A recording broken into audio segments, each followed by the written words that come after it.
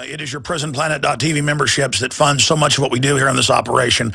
And then we're more than happy for the TV show after it's aired live, then be leaked out onto the web to tens of millions of people. That's our goal.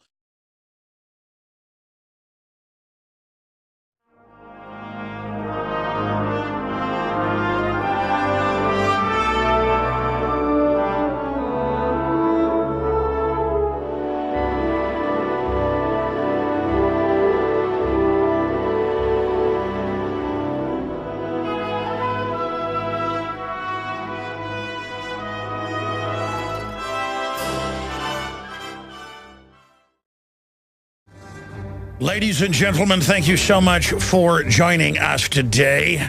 Obviously, there are a lot of big world events we're going to be breaking down and a lot of huge news stories that have been ignored because of the tragic bombing attacks in Boston and now the ensuing government power grab orgy that is going on. The total wide open border amnesty, 800-page plus bill, CISPA passing the House, Russian or Chinese-style net censorship, in the words of tech analyst Declan McCullough at CNET News. I mean, even Google says it's draconian. That is rocketed through the House. Homeland Security to be given even more autonomous power from the more and more ceremonial Congress. Manipulations of gold downward. Definitely the big mega banks are using paper gold in naked shorts to drive down the physical gold to hide the inflationary thing going on with paper currencies. We've got that. We've got federal furloughs hitting nation's biggest airports. We've got all the latest on the bombing. It is all coming up today. And former NSA analyst and before that submarine warfare expert.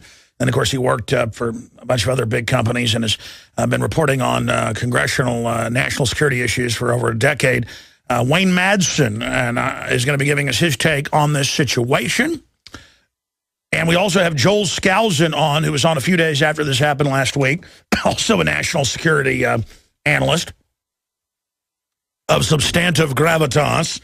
Joel Skousen will be joining us in the last 30 minutes of the transmission today to give us his take on all of this. But regardless of whether this is a staged event or not, you know this power structure is coming after your liberty, coming after your freedom. You know that. And you know they're going to sell tens of billions of dollars of robots. And you know they're going to sell more armored vehicles. And you know the military-industrial complex, most of it foreign, is going to use this to turn America upside down. Now, obviously, day one it happened. I said, let's look for drills. Let's look for stand-downs. Let's look for multiple patsy groups. Let's look for setups. And let's follow who they say they believe it is. And the media said it's going to be a right-winger lone wolf. And they said, okay, they've made an arrest. Our word is right-wing lone wolf. You gun owners are going to get the blame. We got you. But because of all the photos out there, I think the evidence is clear. They said, okay, we haven't made an arrest. We're letting the person go. We're shutting the courthouse down. Panic, kick the media out. And then the next day, bring out the patsy photos. And people are like, oh, but they said they had a firefight with them. Now witnesses, and these articles are up at Infowars.com, say, no, the naked guy being put in the car was the older brother. No, they later saw him get run over by the police. And then you notice the younger brother gets out of the boat, climbs out of the boat, and then minutes later is getting what looks like a tracheotomy. And now he can't talk too good. And I'm sure after enough electroshock therapy, he'll say whatever they want. These guys clearly, and this fits the exact MO we've seen, are double agents, triple agents. And the Israeli press, Deb Kafile, is saying that. Now, people will say, how dare you say it wasn't a totally staged deal? That is a stage deal. I mean, 7/7, they were young, secular-style Muslims mainly, liberals, who it looked like were getting extra paychecks with MI5 and MI6. Well, that came out. And were being handled by a SWAT, a high-level al-Qaeda operative who was also MI6 and is still allowed to travel in and out of England. He reportedly was their handler. Now, that's London Telegraph, Fox News. And again, that's just one case I'm giving you. It's the same story over and over again. Look at Benghazi, arming the al-Qaeda. Look at what they're doing right now in Libya and Syria.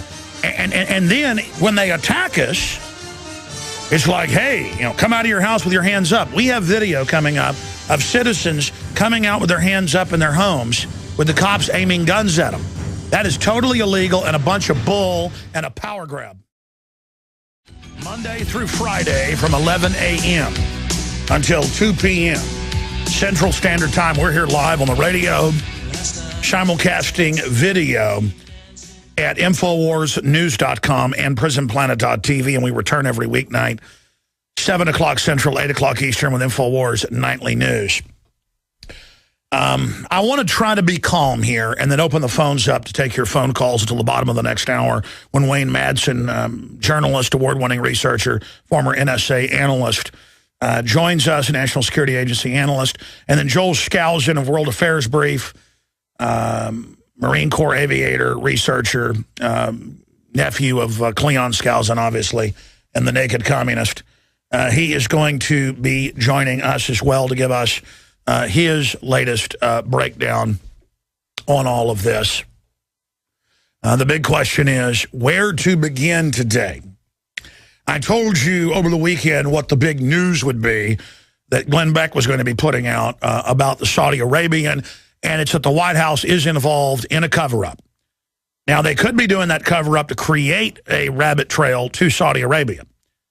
Even though the foreign Saudi press is reporting this Saudi gentleman that was injured, the young man, is hooked into the royal family and did get visited by Michelle Obama. And there was an emergency meeting with the Saudi foreign minister, and the files of this guy are being altered and changed. That's coming out, and they are planning to deport him. They are planning to deport them. So dead men tell no tales, and people deported back to their own country obviously will tell no tales, at least where the media can pick it up here. Now, all that said, I'm going to address that later because I put a video out on it yesterday, predicted what would be released because it was already released. It was already in the news last Friday that the White House is covering this up in a bunch of other newspapers. And it's already in the news that the White House is acting very suspicious. Now, getting away from that report right now and getting into the big issues that we're looking at right now. We can punch this up for TV viewers. The aunt says that the older brother, she says the naked man in the video being seen put in the patrol car is him. The other brother was partying and you know, the night before all this happened, like he normally did, you know, drinking and smoking pot and stuff, according to his friends. Was not a practicing Muslim, by the way. But they were pretty full of themselves and had a lot of extra money. You also, again, now have witnesses in the local news. These articles and videos are up on Infowars.com. We're going to be breaking those down. Saying that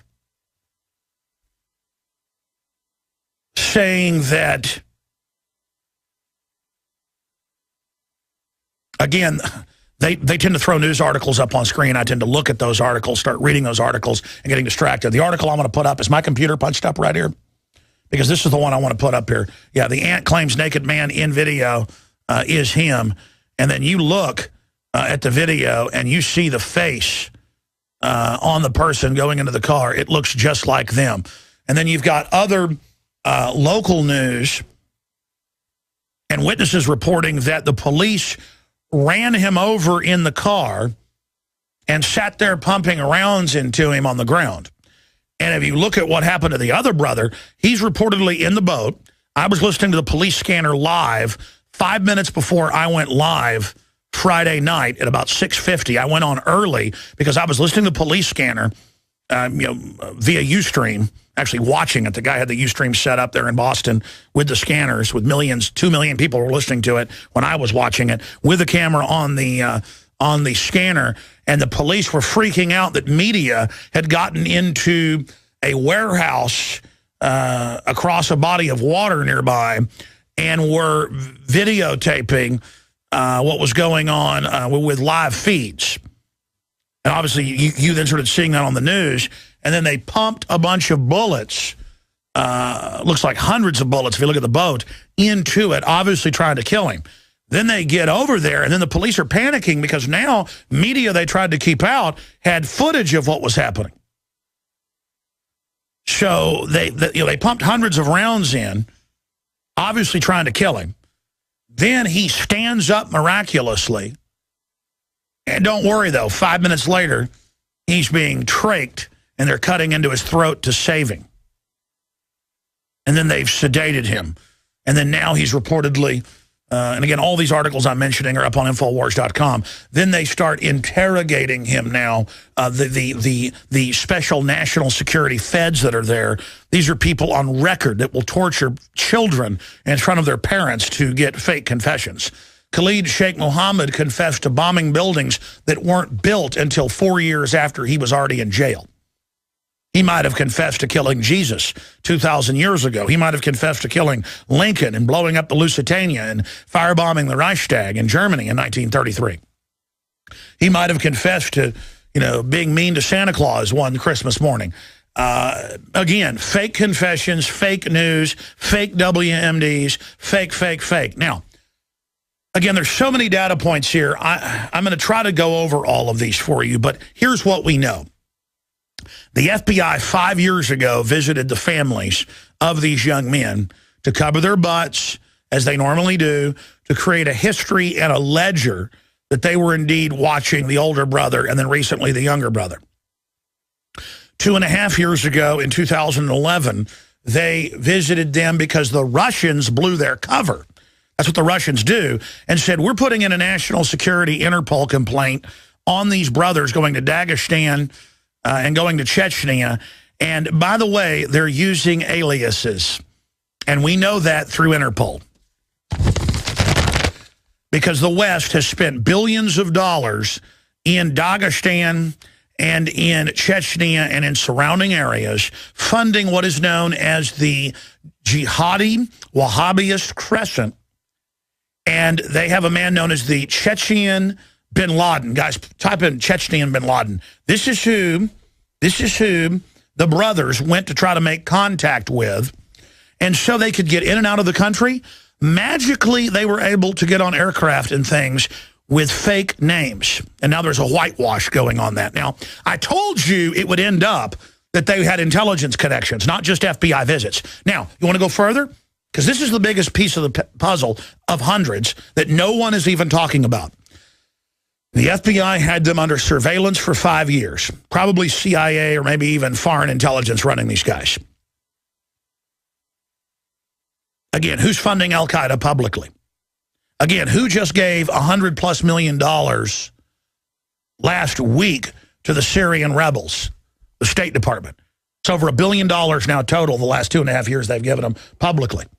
That's known Al-Qaeda being funded to again, take over countries. What is the West doing to Russia? Radicalizing Muslims, but also sending in infiltrators to keep tabs on them. And who do they use? Young men from England and the United States and Germany. Now, these guys suddenly had money. They suddenly, they were flashy, always dressing like playboys, going through women like they were Cracker Jacks. These are not practicing Muslims. And that's why their father says it's a setup and that they've been set up. Do you understand that, ladies and gentlemen? This is just like Muhammad Atta, at the strip bar 2 nights before, who it turns out, ladies and gentlemen,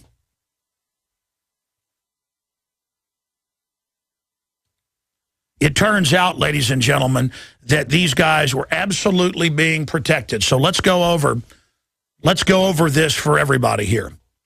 The FBI, it's saying, did not know who they were. Here are their photos. Help us find them. We don't know who they are. Here's video. Here's photos. We don't know who they are. And I could watch the video and say, there is clearly a Fed putting his earpiece in and talking. And because these guys all think they're James Bond, they act overly, tough and cool into the role. You see the cops all posing and sticking their jaws out as they order citizens out of their houses at gunpoint. This is all part of drama queening.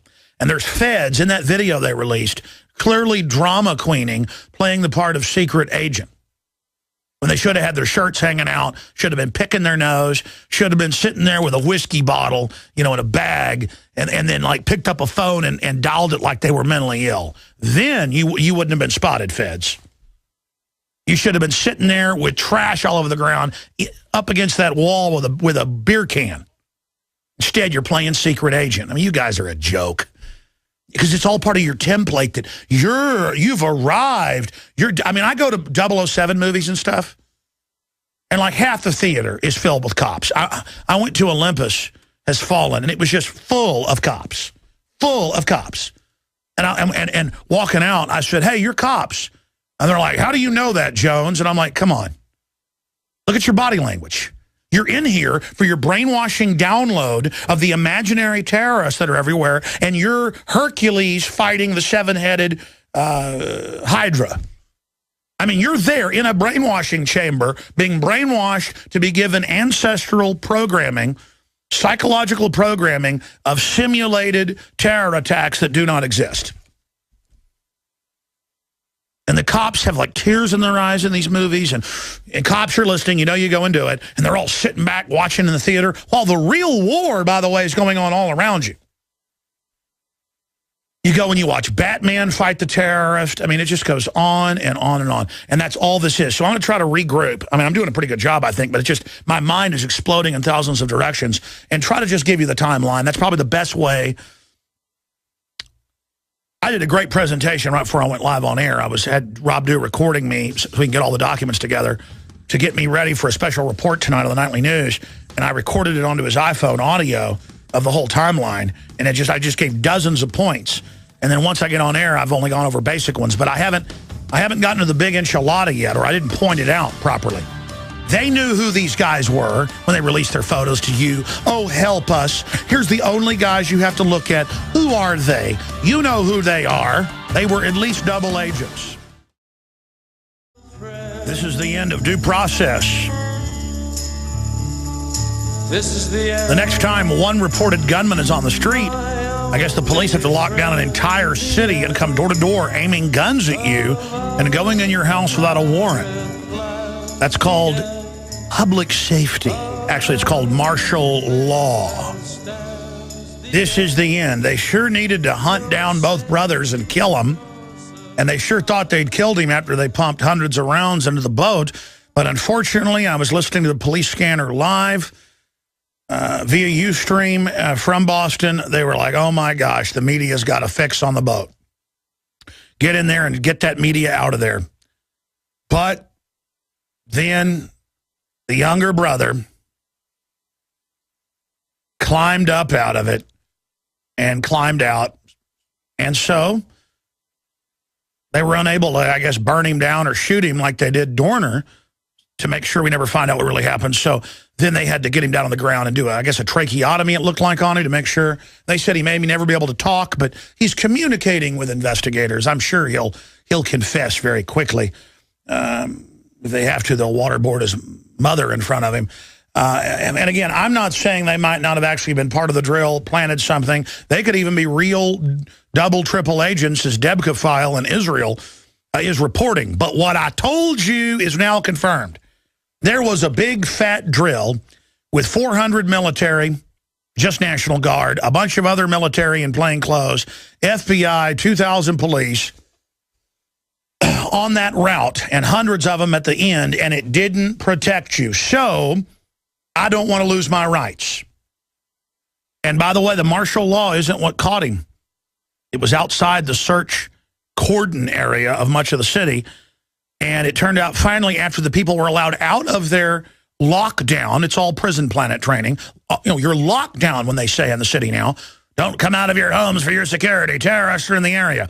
That's how they live in communist and fascist countries. They just announce when you can't come out of your home or when there's a daytime or nighttime curfew. But it's all for your safety, of course. It's all for your safety, of course. It's all to stop the drug dealers, too, when the government ships the drugs in. They create the crisis to offer the solution to run our lives. And then the neighbor, looks out and sees the boat and sees the blood on it. And, because the lockdown had been lifted, he wouldn't dare go out while the lockdown was on. He sat there and looked at the blood on the boat and everything and waited. And when the lockdown was over, he went out to look and thought he saw somebody in there, so he went and called the police. He followed his orders. Man, I'm telling you, if the police announced, you're locked down in Austin, do not leave your home, you know what, I'm going to go out. I've had enough of the stinking government. By the way, you're running Al-Qaeda and everybody knows it. 130-something mil. Will you guys pull up this Associated Press? It's from my stack yesterday. 130-plus mil given to the Syrian rebels last week. Al-Qaeda murdering Christians en masse. And then here's the big smoking gun of a bunch of them. I'm going to try to walk through this. I'm going to do the timeline in the next segment. I'm so wound up today. U.S. providing, $123 million more in aid. That's Politico. I guess the last funding was $130 million. To Al-Qaeda. You know, I wish somebody locked Washington down and we could arrest all the criminals there. You know, it's one thing the police say, we believe a bank robber's on this block. Please don't come out of your home in this area.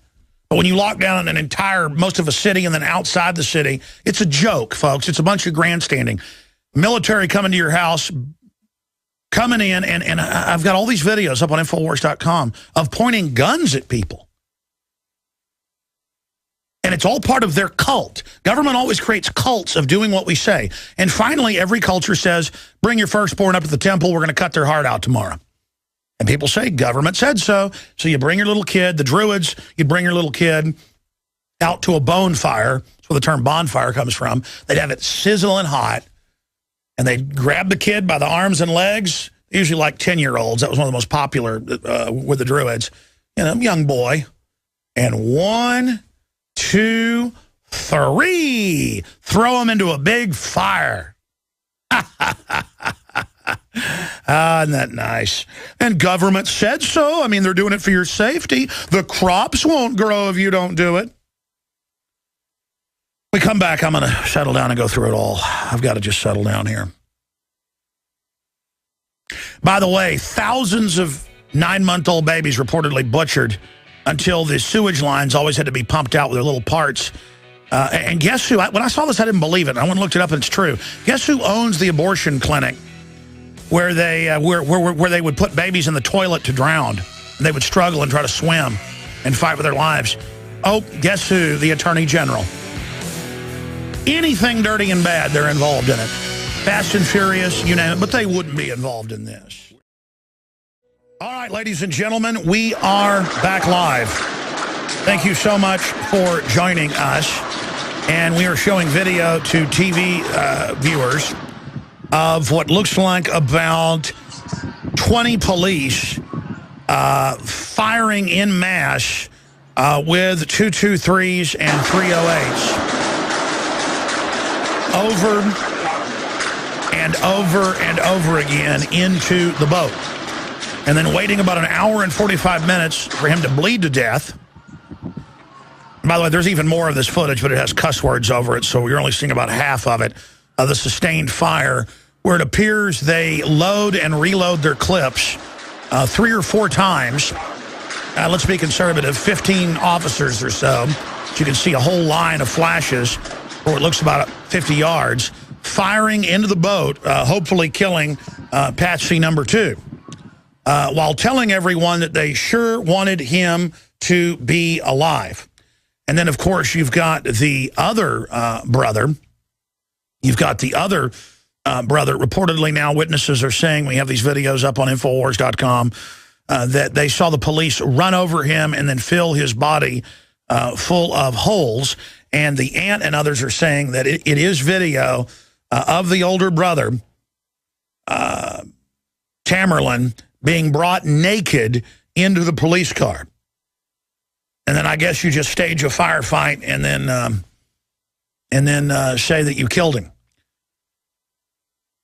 Again, we're seeing all the signs, just like with Dorner, where they said, we're going to burn this mother effer up. Yeah, burn down that cabin. Burn it down. And then, okay, we've got the fire, placing the fire. It's on fire. Good. Mission completed. We burned him down. And a big celebration. And then we reported it, and the news said, Jones is a conspiracy theorist. There is no audio of them saying burn it down. That was that night. Then the next day they said, well, they said burn down the cabin, burn that mother effer down, but that doesn't mean burn it. Now, who's the conspiracy theorist, who's the liar, and who isn't? You all heard them on 6 different feeds, 3 different individuals talking about burning the mother effer down. And it is the same story Here yet again today, ladies and gentlemen, we are seeing the same thing happen with continued rapidity. Now, again, here's the giant trillion-pound enchilada. They told you, here's the photos. We've got to show you these photos. We've got to go over these photos because we don't know who these people are, and we need your help finding them. But don't look at any of the other photos of the obvious drill and obvious other patsies. And they've come out now, the FBI, and said, we didn't want people looking at other stuff. It was going to cause a problem. Oh, yes, I know it was, because you lied about there being a drill. And they're lying to people saying they didn't know who they were. Here are the articles. Boston bomber. FBI dropped the ball over Tamerlan. The FBI was alerted by Russian security services to serious new concerns about one of the Boston bomb suspects as recently as November. It was claimed on Sunday night. And since then, the FBI has indeed admitted to all of that. And, of course, they were talking to their family about them for 5 years. The Russians blew their cover 2.5 years ago saying, why are you letting these guys go in and out of these terrorist-controlled areas? We think this guy's suspicious. They should. Kurt Nimmo wrote an article about it on Sunday, actually Saturday, about the State Department funding billions of dollars to the bin Laden of Chechnya, that this gentleman, brother number one, the older dead brother, dead men tell no tales, that he reportedly worked with. So he reportedly was under the influence and was inspired by Chechen warlord on State Department payroll, who the FBI had been following and talking to now for 5 years. 5 years. 5 years. By the way, the family said 5 years before they admitted 2.5 years, and now 5 years is confirmed. So they were on these guys forever, but they released photos and videos saying, gee, we don't know who they are, when you can see feds watching them in the doorway as they walk by. Was Boston bomber inspired by Russia's bin Laden? Mother claims FBI tracked older brother for 5 years after told by Moscow of links to Chechen terrorist. Well, yeah, Moscow was blowing his cover. That's how agencies get rid of somebody without killing them and starting a new Cold War, is they simply say, hey, here's your agents, knock it off. Now, it gets worse. Here is the Huffington Post, and here is Politico. But they hide this in plain view. Representative Mike Rogers, Tamerlan may have traveled to Russia under an alias. Under an alias. Mike Rogers, the older brother, may have traveled to Russia under an alias, and it's not really Russia. It's to Uzbekistan and to Chechnya, and the Russians came and said, this guy looks like he's one of your people, get him out of here. Lindsey Graham says, wrong name hid the Russia trip. Oh, the senator is helping us understand exactly why that happened. It is so frustrating. I mean, can't there ever be a bombing where, let me show TV viewers, and for radio listeners, I will simply give you the headline on this. You can see it all for yourself. Terror expert, London bombings mastermind is MI6 asset.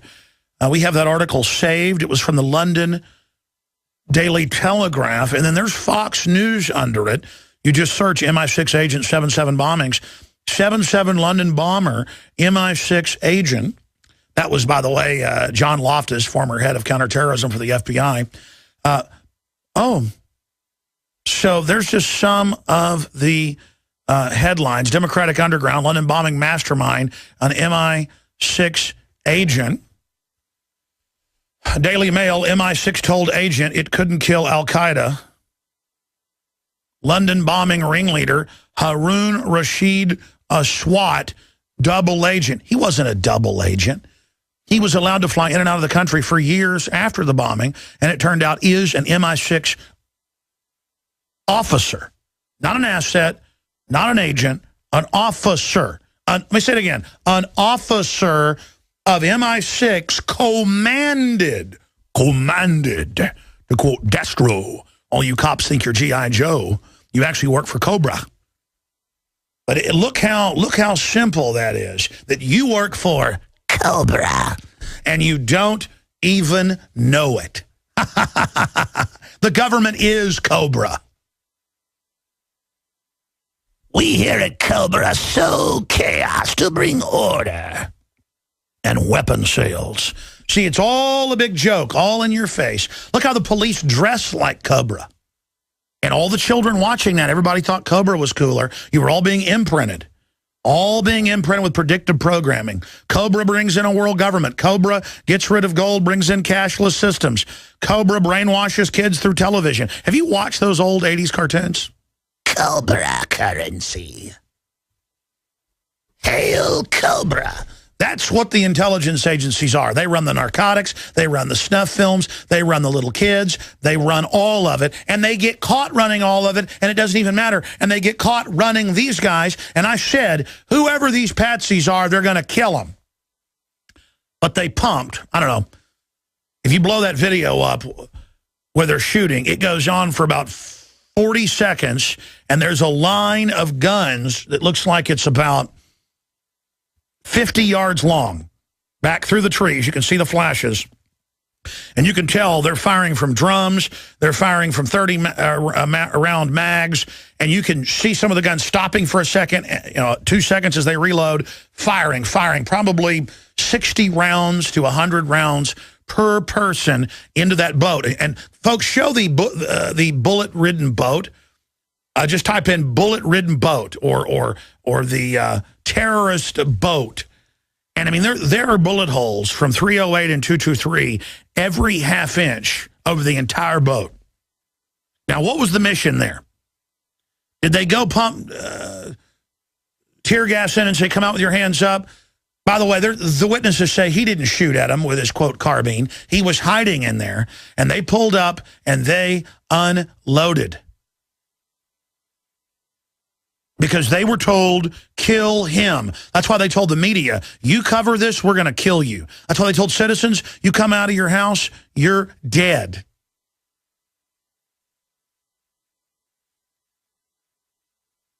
All right, let me just do this. Let me just take calls, and when I start the next hour, I'll do the timeline. Because I actually wrote some notes on this, and it's just so frustrating. But is anybody going to call the FBI on the big elephant in the room? They lied for 5 years, not 2.5. They knew who these guys were. And these guys clearly had fake identification and were allowed to travel in and out under aliases. I've interviewed the head of the U.S. Embassy visa section. Springman, look it up. Toronto Star was the first to break it in 2001, where they were ordered to let Mohammed Atta and the other 14 hijackers from Saudi Arabia back into the U.S. They were flagged as terrorists, and they said, we're not letting them in, and the State Department had the CIA call them and say, those are our agents, our assets. They're not terrorists. That's their cover. And then we've got Lieutenant Colonel Butler, the head of the Defense Language School at the time, going on the news, going to the newspaper and saying, 5 of the hijackers were in my school. Mohammed Atta and 2 others were in my class for a year. 2 semesters at the Defense Language School, 2 years before 9/11. He knew Mohammed Atta. He drank coffee with Mohammed Atta at the commissary and had lunch with him. Mohammed Atta sat 2 rows back for 2 semesters. And all the colonel said is, folks, the government was involved in this. These guys are patsies. Those hijackers on the news are U.S. government trained. Now, that's San Jose Mercury News. That's Associated Press. If the media is listening before all the White House organs, because, look, I know you work for the White House, Media Matters, and all the rest of you. It's on record you do. But most of you aren't real terrorists. Most of you aren't real criminal globalists. You probably wouldn't, hurt the neighbor's dog if you were offered $1 million. But see, just denying all this doesn't make you not guilty. When you sit here and go, Alex the crazy says the government ran the 9/11 hijackers. I don't know what really happened once they got on those airplanes. All I know is there was a stand-down ordered at NORAD, and whether it's 7/7, the London bombings, whether it's the Madrid bombings on 3/33 in 2003, whether it is 9/11, whether it is this event, whether it is the bombings in Afghanistan where the president comes out and says, yeah, your government is staging these terror attacks and runs Taliban and Al-Qaeda. Well, that all came out years ago. They took, here's the toll-free number, 800-259-9231, 800-259-9231. They took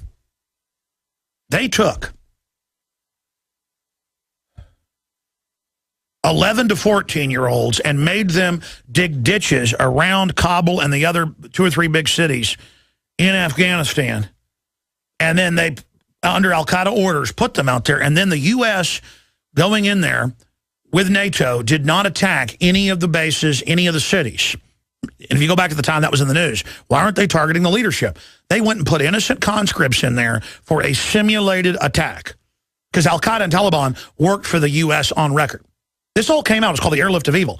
And they killed tens of thousands of children that they gave AK-47s to fight Puff the Magic Dragon C-130s and drones and the rest of it. And they blew them all up as a simulation. They were just part of a simulation. They were real, dying. Then U.S. troops go in. They're not part of the cover story. They're just told what to do. And Taliban and Al-Qaeda turn themselves in. They're loaded on C-130s, given chest of gold and weapons. And U.S. colonels, one colonel in Special Forces went public to the San Francisco Chronicle, said we were ordered to fly 30 to 40,000 of them over the mountains into Pakistan and give them weapons and gold. They showed up. I give up. Now give me gold. Give me gold now and rocket launcher. You want us to take out Pakistan so you have excuse to... I'm giving a Russian accent, whatever. We'll do it for you. And we grow opium, yes. See, a faction of the Taliban was real and had cut opium production from 90% of world production in 2000 or 1999 to about 2001. It was 9% of world opium production. Within a couple years, back to 93% of world opium production. 800-259-9231. And let's launch the phone system for me, guys. Thank you. Now, that's a daily drill. Now, continuing here, ladies and gentlemen, I see the same story like Groundhog Day, day after day, week after week, month after month, year after year. And then it comes out they've got aliases. It comes out they're being protected. It comes out they're bragging to people that they're hot shots. They're driving around with their buddies in cars that says terrorista on the license plate. I mean, this is rock star party time. And their dad comes out and says they were being handled for 5 years by intelligence groups. And I said Monday, before all this happened, I said, if somebody asks you to be part of a drill, invites you out to be part of a drill, it doesn't matter if the drill is even announced. They may blow stuff up and blame it on you. Do not take a bag. Do not be part of a drill. That's what happened on 7/7. That's what happened on the first World Trade Center attack in 1993. It came out in the New York Times that the FBI cooked the bomb, trained the driver, shut up the guys, gave them the detonator, and some evidence shows they thought they were part of the drill. We know the guy the FBI hired to cook the bomb was told it was a drill, and he goes, well, I thought it was supposed to be a dummy bomb. No, it's a real bomb. Here's the materials. Now here's a real detonator. Okay, now tomorrow's the bombing. Bust them. No, we're going to pull you off the case now. You're going to let the bombing go forward? We're going to let them park it and then stop them. And the CIA asset went, Ahmad Salam said, I think you're trying to set me up. I don't want to be part of this evil. And they said, just do what you're told. Do what you're told. The transcripts came out in court. A bunch of it got declared national security. Do what you're told. And you can imagine them telling the patsies, do what you're told, drop off these bags. You want more money for your girlfriends, don't you? Mr. Hotshot, Mr. Movie Star with your cool sunglasses. And then once their cover got blown, the mission was kill them. Kill them. Execute them. Get rid of them. Ladies and gentlemen, Alex Jones here, back live. I'm going to open the phones up and take your phone calls on this whole thing. While we're busy, distracted by the bombing and the martial law rollout that is happening, while all of that's going on, what else is unfolding? CISPA, that openly censors and tracks the internet and gets rid of the Fourth Amendment for an electronic, technotronic tyranny. That's been rammed through the House, ramming into the Senate, unprecedented evil. Open border promotion, total legalization, amnesty, you name it, 800-plus pages. A bunch of other draconian garbage is going on while we're all distracted by this. And again, babies are being aborted everywhere, including babies that can be adopted. But, oh, the media doesn't cry for them. The media doesn't get sad for them. It's only these three people that are dead, which they use as psychological trauma to scare everyone into going along with this tyranny. By the way, we're almost sold out of the March issue of Welcome to Planet Hoax. If you want to buy it in bulk, it exposes stage terror, the fraud that they don't want our guns, the fraud that they're not buying bullets, and so much more. If you want the issue of the magazine in bulk at cost, order it now at InfoWarsStore.com or by calling 888-253-3139.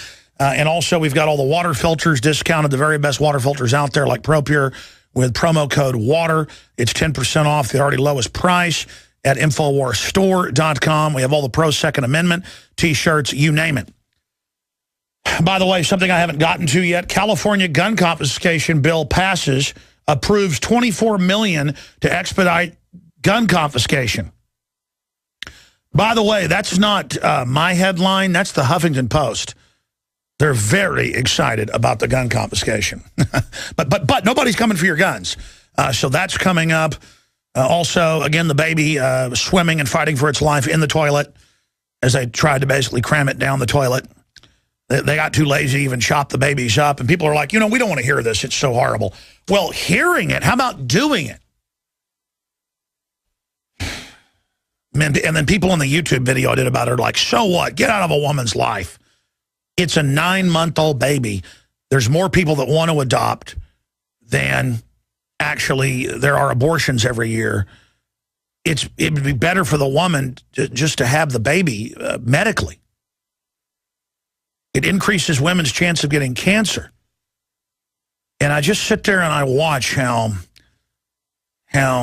callous the so-called left is. They're not leftists. They're authoritarians. And they sit there and they make jokes about the dead baby. And they sit there and, say, oh, the baby was exercising in the toilet. I saw comments on Infowars.com about get out of a woman's, bedroom. Let the baby get exercise in the toilet. I bet you wouldn't have the nerve to sit there and chop those babies up on that table like hamburger. Or like barbecue. I bet you wouldn't have the nerve to throw that baby in the toilet and watch it struggle for its life and drown. It's part of this disconnected decadence that's overtaken our country, where the very same people say ban eating meat because it's bad to animals, and they call it cruel if someone butchers their own chicken. They're so disconnected. I see PETA all the time, saying arrest people that butcher their own chickens or whatever for animal cruelty. See, they think you're butchering a chicken because you're cruel, not because you've been raised to do it yourself. So they care about animals, but not about humans. And, of course, it's the environmentalists that have said kill babies up to age 3 for the earth. Oh, but they want us to turn our guns in and ban black powder now because of what happened at the Boston Marathon. One thing is certainly clear. There is a massive cover-up going on surrounding the bombings of last Monday. And another thing, sure, politically, they're going to use this to try to ban black powder or restrict its purchase. Again, somebody does something bad, so we all lose our rights. That's called authoritarianism, where you don't punish the individual, you punish the group. And one thing's also for sure, they use this for a martial law takeover drill. Absolutely disgusting. And they first said they were shooting rubber bullets into the boat, but they were real bullets. That's now admitted. And so we're going to be breaking all of this down. Toll-free number to join us, 800-259-9231. Too bad for the anti-gun people that tried to blame conservatives for this. That was what they were going to go with. Report, suspects not licensed to own guns. So I guess in that area, you got to have a bunch of licenses to get them. Didn't stop them, never stops anybody who's bad. You could ban all the guns for citizens today. Anybody could walk up to a cop with a ball-peen hammer, beat their brains out. It's easy, just bam, ball-peen hammer, you're out. Hit them twice more in the temple, they're dead, take the weapon. That's why they hate veterans. The globalists hate veterans, because veterans know how easy it is to kill and have the initiative. They don't have the chicken neck, ideas about it. Man, I tell you, being a domesticated, servile country now is really painful. But see, there's the problem. A bunch of us aren't servile. A bunch of us aren't brainwashed and cattle. A bunch of us know what's going on. Doesn't matter if you can get 51% to vote to take our guns or make us slaves again. It isn't going to work. Nick in Nevada, you're on the air. Welcome. Yes, Alex. First of all, I just want to say that it is a truly honor and a privilege to finally get through and to talk to you on air. I've been waiting a long time to be able to get this opportunity, and I just want to say thank you. Please don't thank me. Go. What's the info? Well, we are living in September 11, 2001 all over again. We're seeing senators and presidents being sent letters laced with chemicals. We're seeing suspicious packages left everywhere, and all the mind control and all the fear-mongering that they put onto people is all for the purpose of having the full control over everybody. And now we're seeing it on a larger scale with the takedown and the takeover of Boston and the complete, martial law. And it's going to spread throughout the entire country. As they said, they will have more staged events coming up. And obviously, they're going to. They have gone this far. Who's to say that they can't go any further? And for anybody out there who thinks that the FBI does not set up these staged events is out of their minds, as the proof and the evidence is everywhere, and as they've come out and told us flat out, to our faces. And I remember also, too, a couple weeks ago, you mentioned how, more people need to stand up and more people need to bring awareness and talk about the New World Order and to shed the light onto people. And I just want to say that I started my own podcast as well, and if you wouldn't mind, I'd like to give that out on your show and have more people open their eyes, and that's distortedreality.podbean.com. And I'm doing the very best that I can locally here in Las Vegas to spread out the word on the New World Order, on the tyranny. Sure, listen, I think it's good that you're doing that, and I always let people plug their shows here because my goal is to do that. But if we all just plug on my show, it only then basically communicates within the choir. It is important to go out and proselytize critical thinking, historical research, being aware of how things really work. Really, it's not being a chump and being street smart. People need to be street smart. That's what this show's really about, not being chumps. Understanding how the world really works, getting informed about our number one enemy, the globalist, that are staging events and provocateuring events to take our liberties.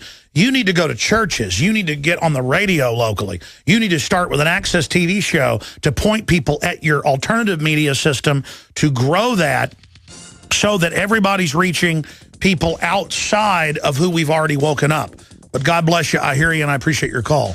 Yeah, this broadcast is reaching conservatively now 15 million people a week, one way or another. And last week, it was more like, let's not exaggerate, 50 million people. We've had like 10 million extra YouTube views just on our YouTube channel. Infowars has probably gotten 30 million extra visitors. Land of the cowards, home of the slaves. That's what the globalists want us to be. We are not land of the coward, home of the slave, planet of the trendies, creation of the stupids. But you've got Bomb Threat USA, as Drudge Report calls it. Alabama, 3 hospitals. Connecticut, courthouse. Pennsylvania, shopping village. Iowa, neighborhood. Florida, office building. Man wearing camo shirt shuts down Philly Visitor Center. Camo has completely been in for 2 years. It just goes on and on. Drone industry invokes Boston bombings in PR pitch. Oh, yeah, billions in drones, billions in robots, billions in checkpoints, billions in armored vehicles. That's the type of stuff we have up at Infowars.com, PrisonPlanet.com, and I'm also covering what's at DrudgeReport.com. Meanwhile, WorldNet Daily reports Americans are snapping by the millions. I've been telling you this. Road raging, fighting, divorce is way up, suicide is way up. Yeah, you put 20% of the population on suicide pills, serotonin reuptake inhibitors, and other antipsychotics and other antidepressants, they cause you statistically to commit suicide and mass murder. But the answer is more people on drugs. Roughly 20%, again, of the U.S. military, it's come out, is on these drugs while in combat. Oh, that's a good idea. Saudi national questioned after Boston bombing was on terror watch list. That's right. That's the big breaking news, ladies and gentlemen. The Saudi was on a terror watch list and reportedly had 6 members of his family in Saudi Arabia on the Saudi Arabian terror watch list, and we broke that first here in the United States of America. I broke that Saturday on Infowars.com, and I broke it Sunday with a video that I put up, and now it is at townhall.com. That is the big Glenn Beck news, was that he was on a watch list. And again, that was in the foreign press Friday. I didn't find it till Saturday. Homeland Security was dragging its feet over Tamerlan's U.S. citizenship application. Yeah, I bet they were. And now the Cato Institute, the neocon libertarian group, is spinning the bombing, saying it's the reason to legalize illegals because they didn't come across illegally. But Americans are committing suicide and society is falling apart because we are in a deep depression. And people basically have television sickness because all the general public does is watch 8 hours of TV a day. Young people, it's even more. The average adult, it's like 5.5, 6 hours, but that's what they put on surveys. Some surveys show young people watch as much as 14 hours of TV and video games a day. And so right now they're having the perception of terrorists everywhere. So I'm going to tell you again, we called there'd be a big public terrorist event in this country. They try to blame on the Tea Party.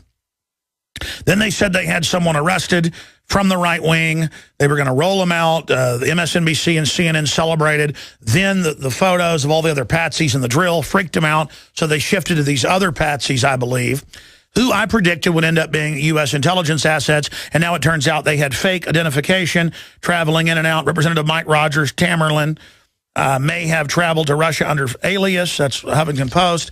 And now they're saying, well, yes, he was able to get on with a fake name. It must have been a mistake. Yeah. You try getting on a plane. The underwear bomber was put on the plane by a U.S. agent. We broke that because we had Kurt Haskell on first. And he said, yeah, no, I saw a sharp-dressed man get him on the plane without a passport. And later it came out in Congress, a U.S. intelligence agencies ordered the State Department to get them on the plane. And the State Department had so much power that the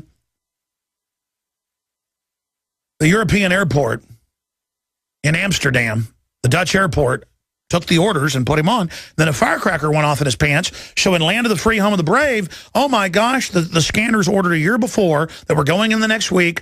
They said, we just are going to put these scanners in because of this, which they already have been ordered for a year. The whole thing is scripted. The whole thing is rolled out.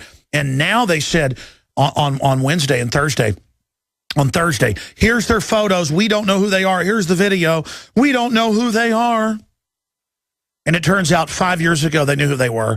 And it turns out they were following them. And it turns out they'd met with them 2.5 years ago. And it turns out that the family said they were absolutely hooked in with the FBI. Well, yeah, the FBI was just running a local investigation to cover up for their intelligence connection, just like 7/7 was run by a SWAT, the MI6 officer. And they set the patsies up and said it was a drill. What did I tell you Monday before the bombs went off? I said, if anybody wants you to be part of a drill, carrying a simulated explosive, don't be part of it. I had family in counterterrorism, and of course, this was a big public event at Camp Mabry, and I was invited a few years ago to go see them practice taking out terrorists in a simulated bombing. And I said, are you kidding? And they're like, come on, don't be paranoid. It's been announced. It's public. I'm not, no. I'm not getting anywhere near one of these drills. And this was for the general public with a guy with a beard acting like he had a bomb and the helicopters come in and stop him and all this stupid stuff. You know, oh, yes, keeping us safe. Our government, just like Mohammed Karzai said, runs Taliban and al-Qaeda, and they run them in Libya and Syria, and they just gave them $123 million last Friday to al-Qaeda in Syria to offensively attack that government and those people and make fathers suicide bomb or they kill their whole family. And there are videos of men, women, and children being thrown off roofs and having their heads chopped off. God bless Rand Paul right now. You know, he's been speaking out against the drones and everything else.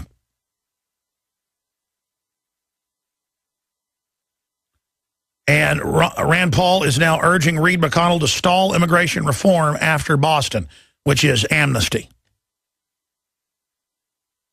So Rand Paul's taking action. By the way, we're going to get Rand Paul back on. I want you guys go after Rand Paul. Last time they just called us and said we want to have him on. I want to get him on about all this, and I want Ron Paul. So please fire political torpedoes of love and get them both on the show. A pretty silly joke I just told, isn't it? All right, anyways. Man, I tell you, this is just so ridiculous. We got Wayne Madsen, award-winning journalist and formerly of the National Security Agency, joining us to give us his take at the bottom of the hour. Then Joel Skousen of World Affairs Brief, who day one said it has all the signs of false flag. He's going to be on. Everyone I respect, like Joel Skousen and people like... I mean, there's so many folks out there saying it has all the signs of false flag, but Steve Pachinik, you name it, are saying this thing stinks to high heaven. And again, why is it always people being intelligence handled? Lee Harvey Oswald, Tim McVeigh, it's the same formula. Have people that are part of your operation, even if they get caught, you just say they're double agents. And that's what the Israelis are saying. Oh, you know, these guys were sent over under fake IDs. And by the way, they said this before it was in the news. And they obviously were to infiltrate Muslim extremist groups in the Caucasus Mountain region. But the Israelis didn't point out the West is funding the leader of that group, the Chechnyan bin Laden, as he's known. $1 billion or more has been sent to these guys.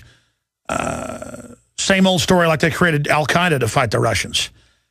And so a group created by our government, as usual, is radicalized and somehow brainwashed. And now they're saying there's a group of 12 guys in a sleeper cell that they're hunting for who help these guys. But the rest of the media is like, no, it's a lone guy. Because the 12 guys are the handlers. And again, they follow an exact paradigm, an exact program, an exact operation. People say, Alex, couldn't there be some real terror? Absolutely. Absolutely.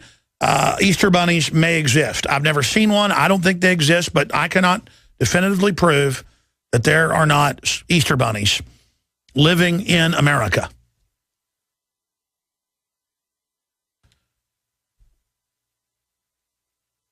I cannot prove that leprechauns aren't real. I cannot prove that Santa Claus is not real. Now look, are there in some cases in Israel real people that blow stuff up or real people that actually go on a bus and stab folks? Yes.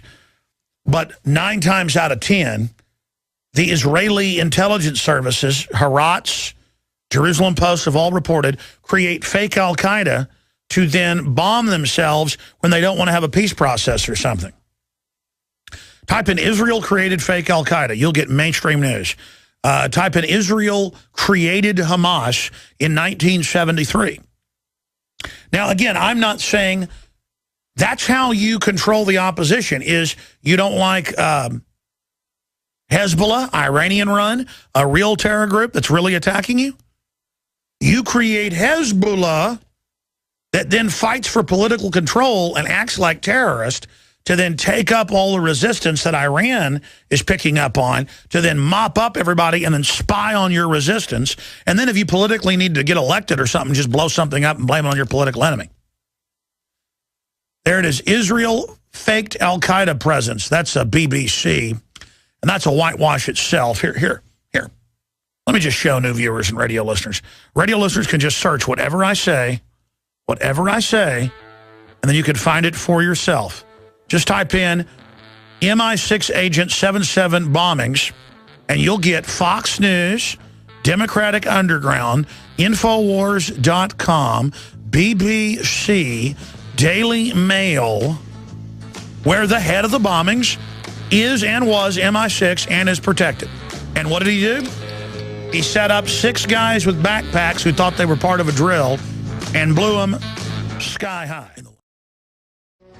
We're going to go back to your calls, but we know these guys were handled by the government. They were clearly allowed to travel in and out of the country with aliases. This is not the FBI dropping the ball. This is the FBI covering up for the CIA and others. Here's some of the articles up at Infowars.com that we're going to be talking about with Wayne Madsen. Mother of suspect says bomber, again, mother of suspect says bombers, mother of suspect bombers claims FBI called eldest son after bombing before fatal shootout. And come in with us. We're going to get you a lawyer, bud. And then you see him putting him in the car naked. And then next you hear he dies in a shootout, and then his brother runs him over. And then witnesses, we have the videos and news reports up saying, no, they ran over him and then pumped him full of bullets. Mother of suspected bombers claims FBI called eldest son after bombing before fatal shootout. And then you've got them pumping hundreds of rounds, saying they were rubber bullets over the radio. They were not rubber bullets. They shot holes right through the boat. You've got cops lining up and then like a firing squad and trying to shoot up the vehicle, the boat. And then he climbs out and is okay, or at least can climb out. And then minutes later, they're doing a tracheotomy, it looks like. And now he's sedated but talking to police. Oh, that's great. Kind of like the Aurora shooter, supposedly, was on 7 psychotropics and in a DARPA program. And now they admit they drug him with sodium pentothal to admit he's guilty. I mean, ladies and gentlemen, that's what North Koreans do, is grab you and drug you, and then or North Vietnamese. I mean, that's mind control. But see how they just, hey, we got the bad guy, shut up. This is our city. This is Boston. Everybody buys into the hype when nothing you've been told is true, ladies and gentlemen. And you've got Saudi Arabians on watch list crawling all over this. Let's just ignore that. You've got the media saying we have somebody arrested. Looks like it's going to be a right-winger. And then that all gets flushed after they evacuate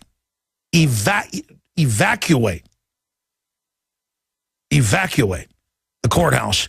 And you've got all these operatives and a drill. Oh, and by the way, I forgot that article. It's somewhere in my stack. Will you guys reprint me the article from 2008 where they had a dry run drill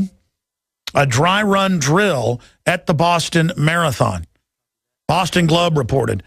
By the way, we haven't even covered that yet. I mentioned it yesterday. Congress exploits our fears to take our liberty. Ron Paul article up at Infowars.com. The brother's aunt claims naked man in video is Tamerlan. And, man, it shows the video. If it isn't him, it's his naked. Oh, they call him up. Hey, how'd the operation go? Yeah, we're not sure who did it. And then, boom, it's in the news. Shocking footage, Americans ordered out of homes at gunpoint by SWAT teams. Well, who needs due process? Martial law's good. Everybody got a big dose of it at Katrina and here now. 17 unanswered questions about the Boston bombing the media is afraid to ask. Video and audio of firefight captured.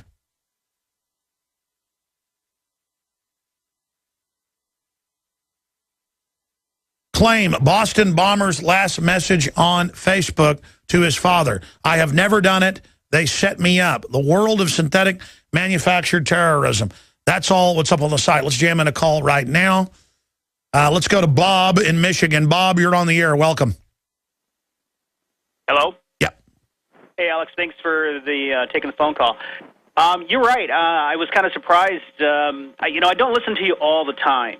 But when I see something, and to be honest with you, I really didn't watch the news that much either because I know it's just a bunch of propaganda. But I did hear them talk about shooting the rubber bullets and when this guy was in the boat. And what kills me about this is for an average rational thinking person to sit and listen to that, where you have somebody in a boat, if anybody owns a boat, especially the size of that boat, what are rubber bullets going to do, and where are they getting the angle to hit this guy? No, they were saying it, and I heard it over the scanner, to confuse the media. And this was hours after, hour and 45 minutes after they'd already shot him up. And they watched him crawl around. They watched his heat, residence there. Then they say, get out. But see, their problem was the media ended up with telephoto lenses getting a shot. And you can hear the cops going, oh, no, the media's got a shot. Because, again, they had a mission to kill him. That's why they said, stay in your house, don't come out. Because they had to. What do you think's going on here, Bob?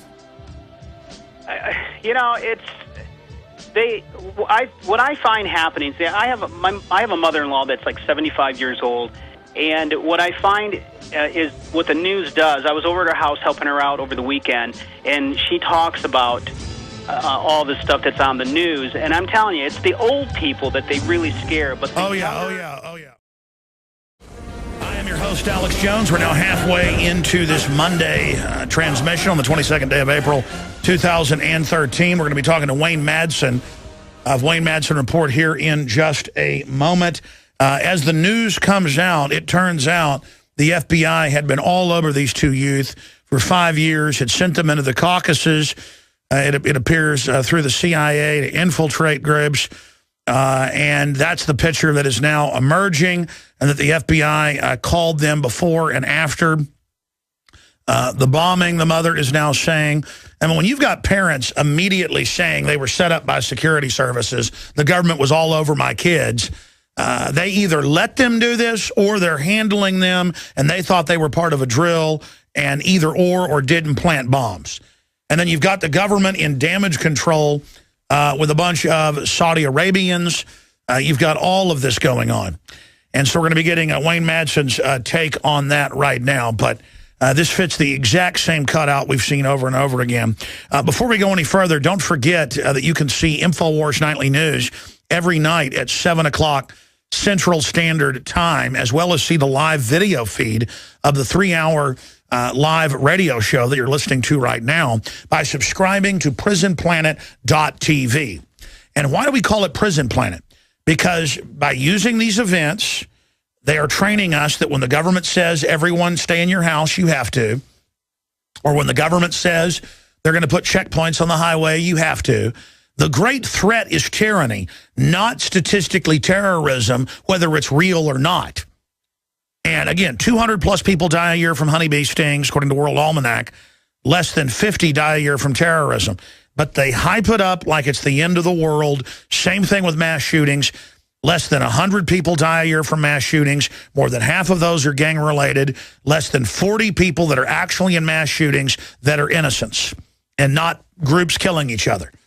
And they try to use that to then guilt all of us and make all of us suspects. And that's what this is. Getting us to cheer our own servitude. So now more than ever, it is essential to support Infowars.com, to spread the word about the site. If you're watching us or seeing us on YouTube later, become a subscriber. One membership is $5.95 a month, and one membership can be used by 11 people simultaneously with the same username and passcode. So create a unique username and passcode that you can share, an original username passcode, and give it to friends and family. Way more than 11 can use it. That's simultaneously that can log in, see the films, read the books, see all the documentaries, the expanded extras, most of it in HD. And it can't be censored like YouTube and others are censoring us. At least it's harder for the system to do that. So again, you're supporting the very tip of the spear in real media when you subscribe. Subscribe today. It's 10 years up and running. prisonplanet.tv or InfoWarsNews.com. And then give it as an e-gift to friends and family. Say, check this out. Here it is. And Kurt Nemo's got a big article coming out soon with a whole boil down with their intelligence connections. And that ties in with Steve Watson's article, Mother of Suspected Bomber Claims FBI Called Eldest Son After Bombing Before Fatal Shootout. British media report claims FBI spoke with Tamerlan and said they knew he'd carried out the bombing. And that is being reported by Channel 4 News in Britain. Yeah, when the mother instantly said, intelligence services, they would not leave my son alone. And these guys are playboying around and traveling into Tajikistan and all these places and hanging out with groups funded by the CIA. I mean, this is incredible. This is absolutely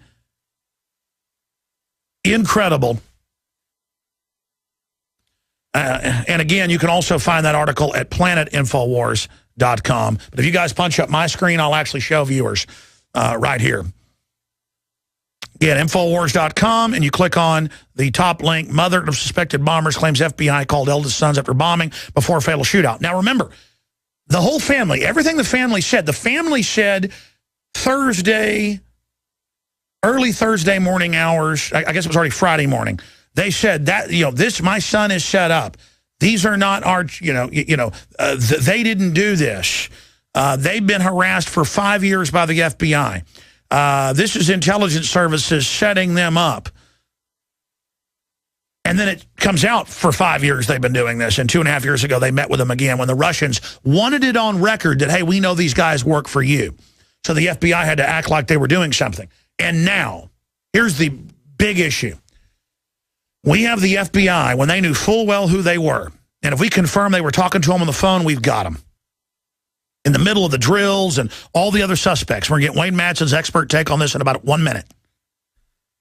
They were on the news saying, we don't know who they are. Help us learn who they are. When they knew full well who they were, it's been confirmed. They knew who they were, and they had a press conference and said, Thursday night, here they are. This is the only person you look at, and they're now in the Washington Post and a bunch of other publications saying the alternative media almost screwed up our investigation. They shouldn't have access to photos and videos from surveillance cameras or the public's info in the future. Great, you're going to put cameras up everywhere and still blow stuff up and blame patsies and then say we shouldn't have access to it because we're bad. It was citizens that found your patsy after your lockdown was lifted. You couldn't find him to kill him. And just like you did the brother. And so you lifted it going, okay, let the slaves find it. But then the media could then move the media you'd threatened to kill, so they got a bird's eye view so you couldn't finish the killing. Now you're drugging him up out of his mind to confess he did it, just like the so-called Aurora shooter. Now, Wayne Madsen has worked at the National Security Agency. Before that, he was in submarine warfare. And if you watch C-SPAN, you always see him there in national security meetings in the press gallery. And he works at there in D.C., gets a lot of intel at the National Press Club. I have found Wayne Madsen's intel to be so devastatingly accurate that I just don't think we blow trumpets when he comes on. He deserves a drum roll. He travels all over the place to cover these events. He has impeccable sources in a climate where they're arresting whistleblowers and media people left and right. And he has a lot of courage. And WayneMadsenReport.com is his website. Wayne, I don't know your take on this yet. So all of us will now get your take on it here today. But am I wrong in saying there's a cover-up A, and this has the classic signs of another provocateur patsy event? Wayne Madsen. Oh, you're absolutely right. It actually gets deeper than just what's happened over the last week or so. You go back to 1994 when the Russians and Chechens fought this very big civil war, very deadly civil war. The U.S. began recruiting Chechens with the idea that we would support Chechny's independence from Russia. And things didn't go too well because many of these Chechens eventually were Wahhabized by the Saudis and became these jihadists. And eventually they wound up fighting us in Afghanistan and Iraq, and they're fighting in Syria right now on behalf of the rebels, who, of course, we're supporting. I think, and historically, this is the one of the most warlike areas of the world. These people are tough as nails. Yeah. Well, when things got bad after some deadly terrorist attacks by Chechen terrorists in Russia, a movie theater in Moscow, a high-speed train between Moscow and St. Petersburg, the Moscow airport, and several others, metro stations in Moscow, the Russians really cracked down. So what we started to see is the CIA started bringing over a whole bunch of political asylum. And many of these people, I call them professional refugees, including the Tsarnaev family. The Tsarnaev family, the young boy first came over here in 2002, apparently got his residency, his asylum. By the way, I'll just say it off a gut feeling. The dad looks like a classic intelligence operative. He just screams James Bond type. What do you say? Well, yeah, and I'll get to Uncle Ruslan later when it comes to that. But the Zohar got this asylum in Arlington, Virginia. Well, we know what is headquartered in Arlington, Virginia. Every defense and intelligence agency you can imagine. That was in 2001. Then the older brother comes over. But what I've discovered is that Boston and the Washington, D.C. area are the two centers for Chechen refugees, many of whom who got political asylum in the United States. In the case of Boston, that's a very tight-knit group. One of their their kind of unofficial leaders is the former quote-unquote foreign minister of independent Chechnya, Ilyas Akhmedov. Now, when he first applied for citizenship, the Department of Homeland Security and the Justice Department said, no, we have information that links him to terrorist attacks in Russia. So we're not going to give asylum to a terrorist. Well, who weighs in? Now, you've heard over the last couple of days who's been arguing that this kid, Johar, should be tried in a military commission. He should have his citizenship taken away, which was granted last year on September 11th. Who's been arguing this but John McCain? John McCain and his good friend there, Miss Lindsay from South Carolina. Yeah, Miss Lindsay, because they don't want this info getting out. Exactly. So how do you suppress evidence? You do it through a military commission. You get these guys waylaid to Gitmo, and you know, nobody's going to hear all the details. Well, what about the fact that the mother says, and it looks like that it is the older son, Tamerlan, on the video, and then now the witnesses are saying they ran him over with a car and then shot him up full of holes, and then they tried to kill the other one. They want these guys dead. Yeah. Well, when I saw him laying on a slab in the morgue, I could only think of Qusay and Uday Hussein, you know, Saddam Hussein's sons, who we laid out on a slab, and we broadcast those photos, gruesome photos, around the world. But John McCain was one of the people who argued for giving political asylum to Ilyas Akhmedov, this guy who the Justice Department, Homeland Security said no. They eventually overruled it. He had a high-priced lawyer in New York arguing for Just him. like the CIA ordered the Jeddah Saudi Arabian embassy to let the 15 hijackers back in, even though they were flagged as terrorists. They told them these guys are really CIA. Exactly. So we have all these Chechens coalescing around Boston and Washington, and who takes on the Chechen cause? Well, every neocon who you can think of. People like James Woolsey, the former CIA director, Madeleine Albright, good old McCain. They even got Ted Kennedy because the law firm who represented this guy, Akhmedov, Sergeant Shriver, Kennedy's brother-in-law, was a partner, a senior partner. Now, I understand you're giving us all the connections. Bottom line, what do you think really happened here? Because they were getting ready to blame it on the Tea Party. They said we have somebody arrested. They were going to be at the courthouse. Then they shut that down. They acted very panicked. Don't look at these other photos, the FBI said. That's word for word. Only look at these. Now, the mother says they were calling him before and after the bombing and then right before the fatal shootout. What is your inside intel on Capitol Hill?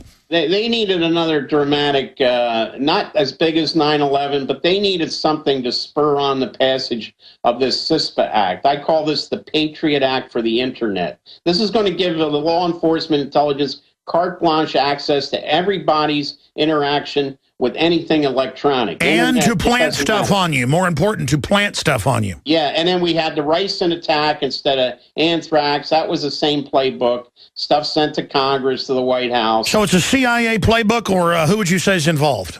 I can't even say it's the CIA's playbook anymore. I think it's these same people. You look at the people that back these Chechen refugees in Boston and D.C. It's this project for the New American Century crowd. It's a neocon operation? Neocon operation. They never went away. As a matter of fact, they're still in the Obama administration. They were consulted by the Obama administration. Yeah, I was looking. One company is set to get $10 billion off this CISPA thing, spying on us. We're talking about $100 billion over the next 5 years spying on us. So they're also going to charge us to read our mail.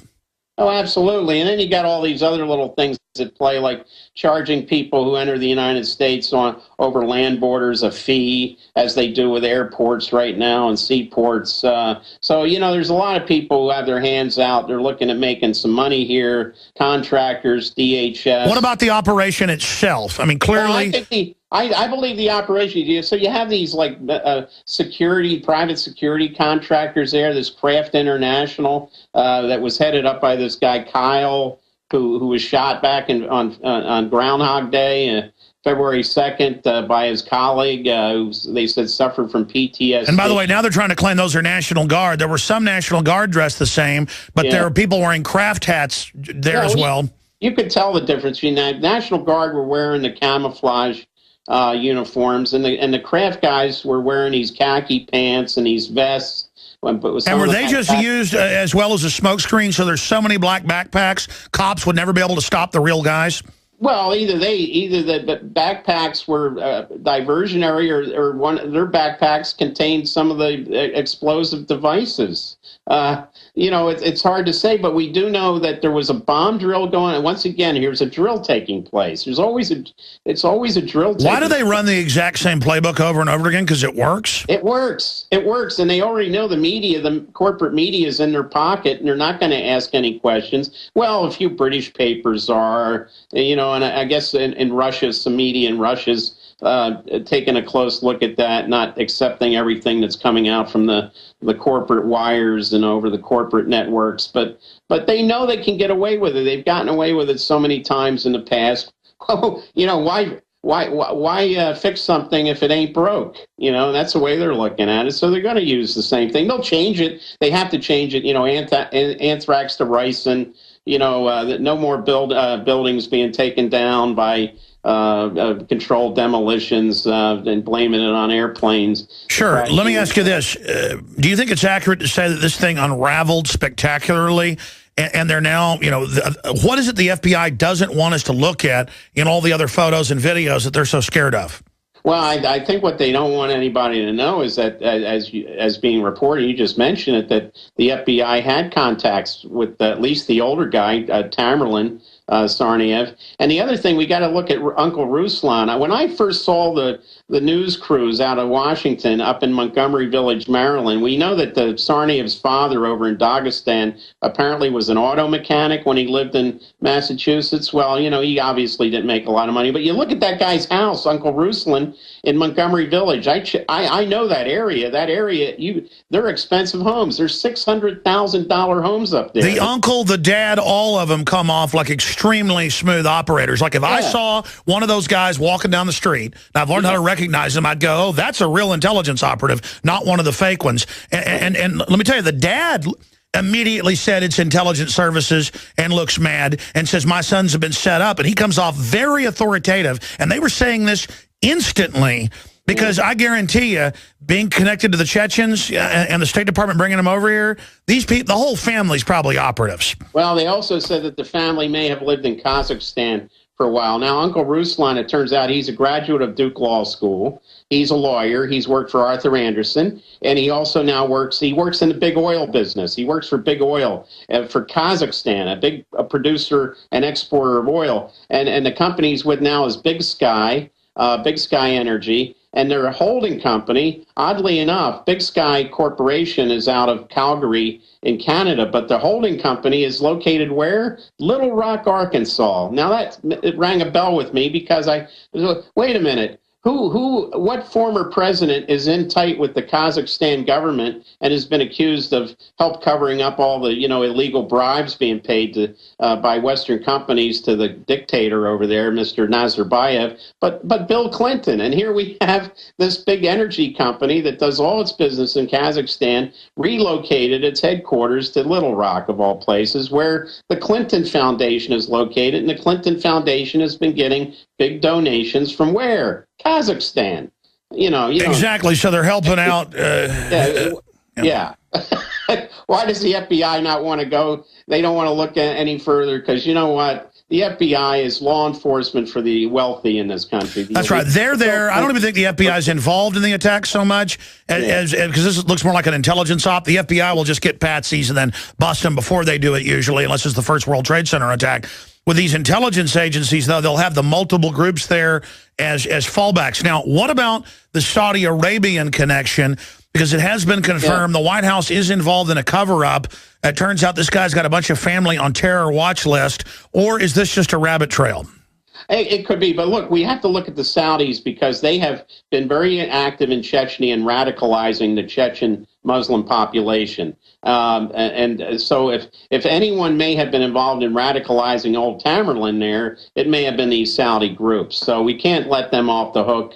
But we also, the other thing I want to point out here is that this whole a Chechen operation may be an attempt also to embarrass Vladimir Putin, because we know that the Russians asked us for information on Tamerlan, and the FBI said, well, we asked them why. Give us more information. Well, Putin's not dumb enough. Well, they said, we think he may be connected to these events, but I want you to finish your point, but isn't that how the Russians tend to blow somebody's cover, is open a public file on them? Right, and the Russians aren't dumb enough to, when the FBI said, well, give us more information, they're not going to give away their sources either, because if we get their sources, the FBI, of course, is going to pursue them. Well, I looked it up. You've got $1 billion in the last 15 years or so going into those stands to actually bring the Wahhabists in and train them. I mean, the problem is Saudi Arabia and the globalists, and now look at how the U.S. is using Saudi Arabia to put al-Qaeda in Libya and Syria. And I predict they're going to shoot down jet airliners with heat-seeking missiles, and then take our rights when our government gave it to them. And then we had the national security, the foreign affairs advisor to Netanyahu on stating, it's according to Haaretz, the Israeli newspapers, he said, this Boston Marathon bombing is good for Israel. Well, that's just like what Netanyahu said after 9/11. He said it on Fox News. This is very good for, everybody's winning out with these terrorist attacks against the United States, except the American people. We are being played for chumps. Everybody's making a killing. From Saudi Arabia to Israel to these Mujahideen rebels that are fighting in Syria and fought Gaddafi. The only people who are getting messed over here is us, because we're the ones. Sure. We're the people that are getting the legs blown off and having our kids killed in Boston and everywhere else. And record suicide of the troops that nobody wants to humanize or personalize. What do you make of Ahmed, Dinajid and the things he's up to? How does Hezbollah tie into this? Because we know that's a real group actually run by Iran. What do you expect them to do? Will the media try to blame them somehow? Yeah, they'll try. Yeah, but look, Ahmadinejad condemned this. I did the Ayatollah Khamenei. They condemned this, and they said, while we condemn this act of violence, hey, how about looking at some of the other acts of violence the United States is involved in sponsoring around the world? Sure, so let's shift gears now to the president of Afghanistan, Mohammed Karzai. That's a big deal that he came out and said the West runs al-Qaeda and Taliban and is staging bombings as a pretext for a police state. What does that signify? When did he wake up and start smelling the Afghan coffee? He of all people should know about our links with the al-Qaeda and the Taliban, because when he was in exile, he was sitting there in Pakistan and here in this country and witnessing those connections. So, I'm glad he's come out and said it. But let's see how long he remains in power. My feeling is that Karzai is, some people's patience is wearing thin with this guy, And, we do know that when the Soviets controlled Afghanistan, a lot of Afghan leaders would wind up with bullets in their head and, being strung up in the central square of Kabul. Let's see how long it takes for our guys to get around to, taking care of Mr. Karzai. Just like they did Pat Tillman, yeah. Yeah, exactly. Let me ask you this. Yeah. Look, how long can the globalists openly run al-Qaeda publicly running al-Qaeda, like the war on drugs? Publicly, they run the drugs, and that's public. Congressional hearings, studies, CIA Solicitor General in '96. How long can they do this where they run the terrorists publicly and then take our liberties using the terrorists to threaten us that they run? I mean, how long can this go on? Isn't it beginning to wear thin and people know about it? Well, look, we got to have people back in Congress like we had back in the 70s that had the gumption to stand up and ask these questions. We had the Senator Frank Church that went after the CIA. We had Congresswoman Bella Abzug and Congressman Otis Pike from New York. Both of them were from New York. We had people in Congress that asked the tough questions. And look, even in the case of letting these Chechens into the country, back when there was this opposition to letting this Akhmadov and these Chechens in, two members of the Congress, of the House, voiced their objections. They got overruled. One was Jim Sensenbrenner, who was the chairman of the House Judiciary Committee, and one of his subcommittee chairs, John Hostetter from Indiana. Now, I think we should revisit both Sensenbrenner and Hostetter and say, what possessed you to say no to giving these Chechens asylum, and why did you say we shouldn't? Why were you supporting initially the Justice Department's refusal to let them in? Mm-hmm. And I think Sensenbrenner's still around. I don't think the other guy is, Hostetter, but They must have had information that led them to believe. Both of them Republicans, by the way. And this was the Bush administration. They were fighting. I'll tell you what, stay there. Do 5 more minutes. I want to ask you about the elephant in the room when we come back. The most important point in this whole cover-up. Well, we haven't really talked about what they're ramming through while the public is smoke-screened with this bombing. We're going to do that in the next segment, and then I promise I'll get to Julio and DC and Dave and Bradley and Terry and everybody else that is patiently holding. Going back to Wayne Madsen, I've been throwing in a lot of points here so we cover all the bases and all the angles.